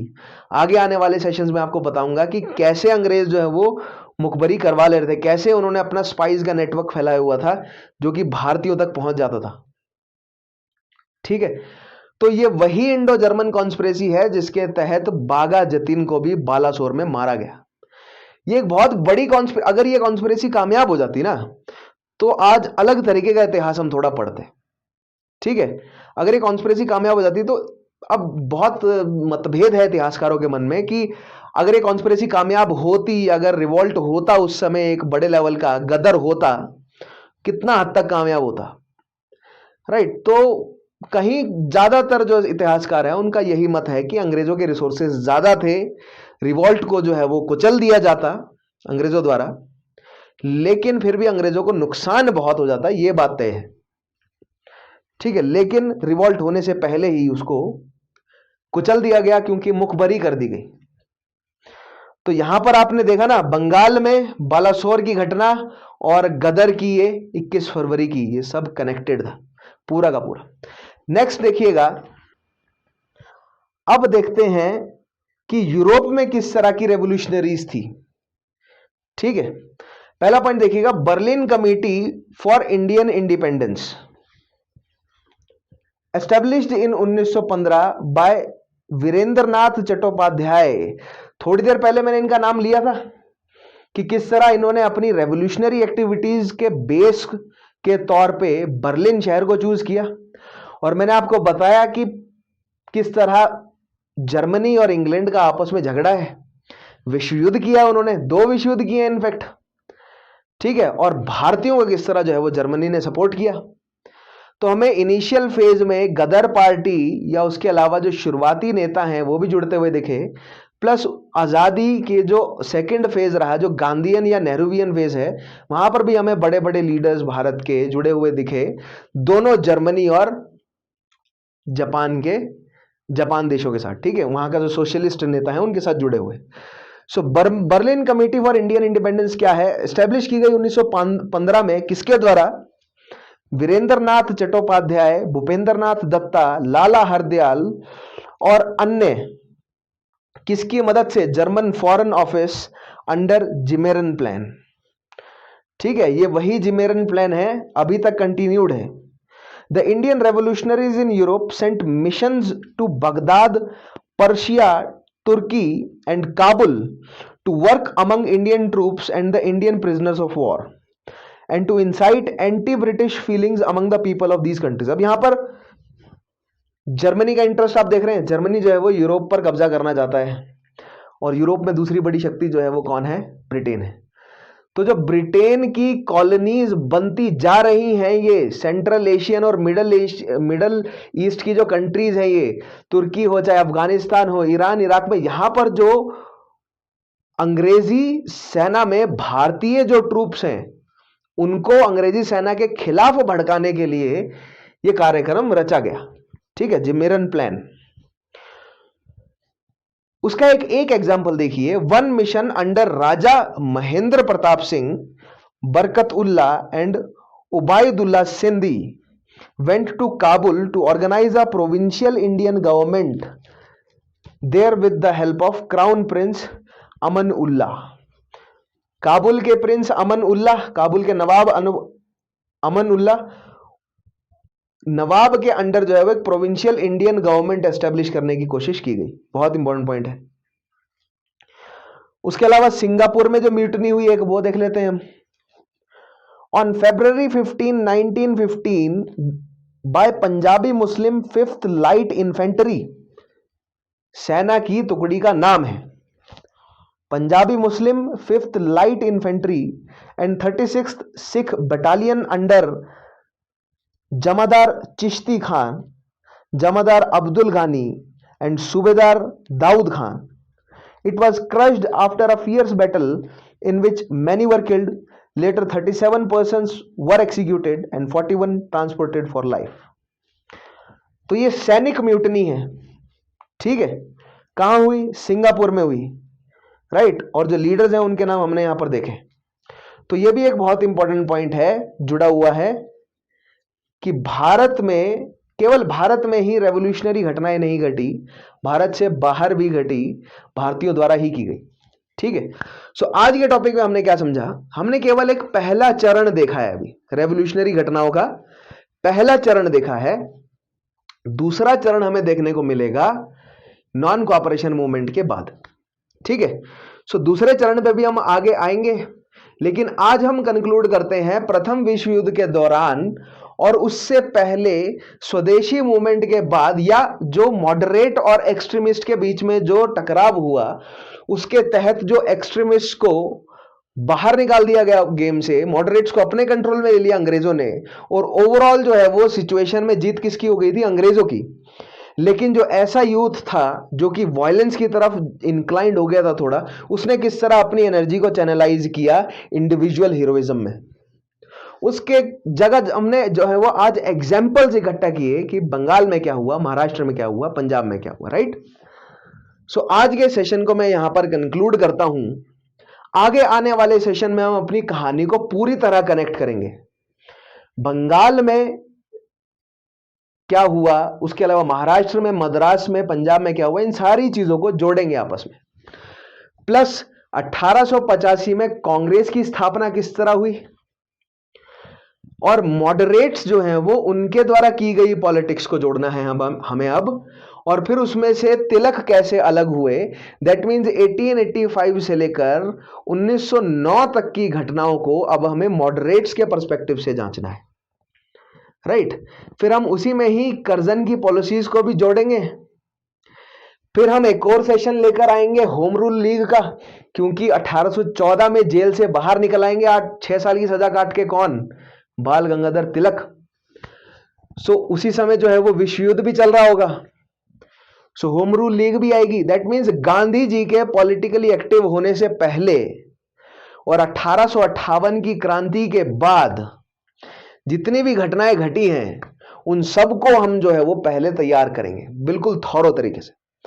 फिर हम लेके आएंगे गांधी जी को, फिर हम देखेंगे कि गांधी जी ने किस तरह जो है वो इकट्ठा किया भीड़ को अपने साथ।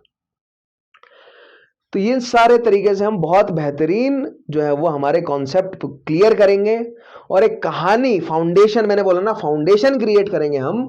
फिर धीरे धीरे उस पर हम महल बनाएंगे अपनी तैयारी का। सो आज के लिए केवल इतना ही। अंत में मैं सिविल सर्वेंट एस्पायरेंट्स को कहना चाहूंगा, या अन्य अगर आप किसी भी एग्जामिनेशन के लिए प्रिपेयर कर रहे हैं तो नीचे डिस्क्रिप्शन में आपको स्टडी IQ की एप्लीकेशन का लिंक मिल जाएगा। उस एप्लीकेशन को इंस्टॉल कीजिए अपने एंड्रॉइड डिवाइस में। एप्लीकेशन में देखिए बहुत सारे कोर्सेज आपको अवेलेबल हैं, बहुत सारा मटेरियल आपको अवेलेबल है, गो चेक इट आउट। आज यहां पर मैं सेशन को कंक्लूड करता हूं। मेरा नाम है विशाल चौहान। मैं मिलूंगा आपको अपने अगले सेशन में। पिछले सेशन अगर नहीं देखे हैं मेरे तो जरूर देखिए प्लेलिस्ट को चलाकर, राइट। आज का सेशन यहां पर कंक्लूडेड है। Take care, have a nice day.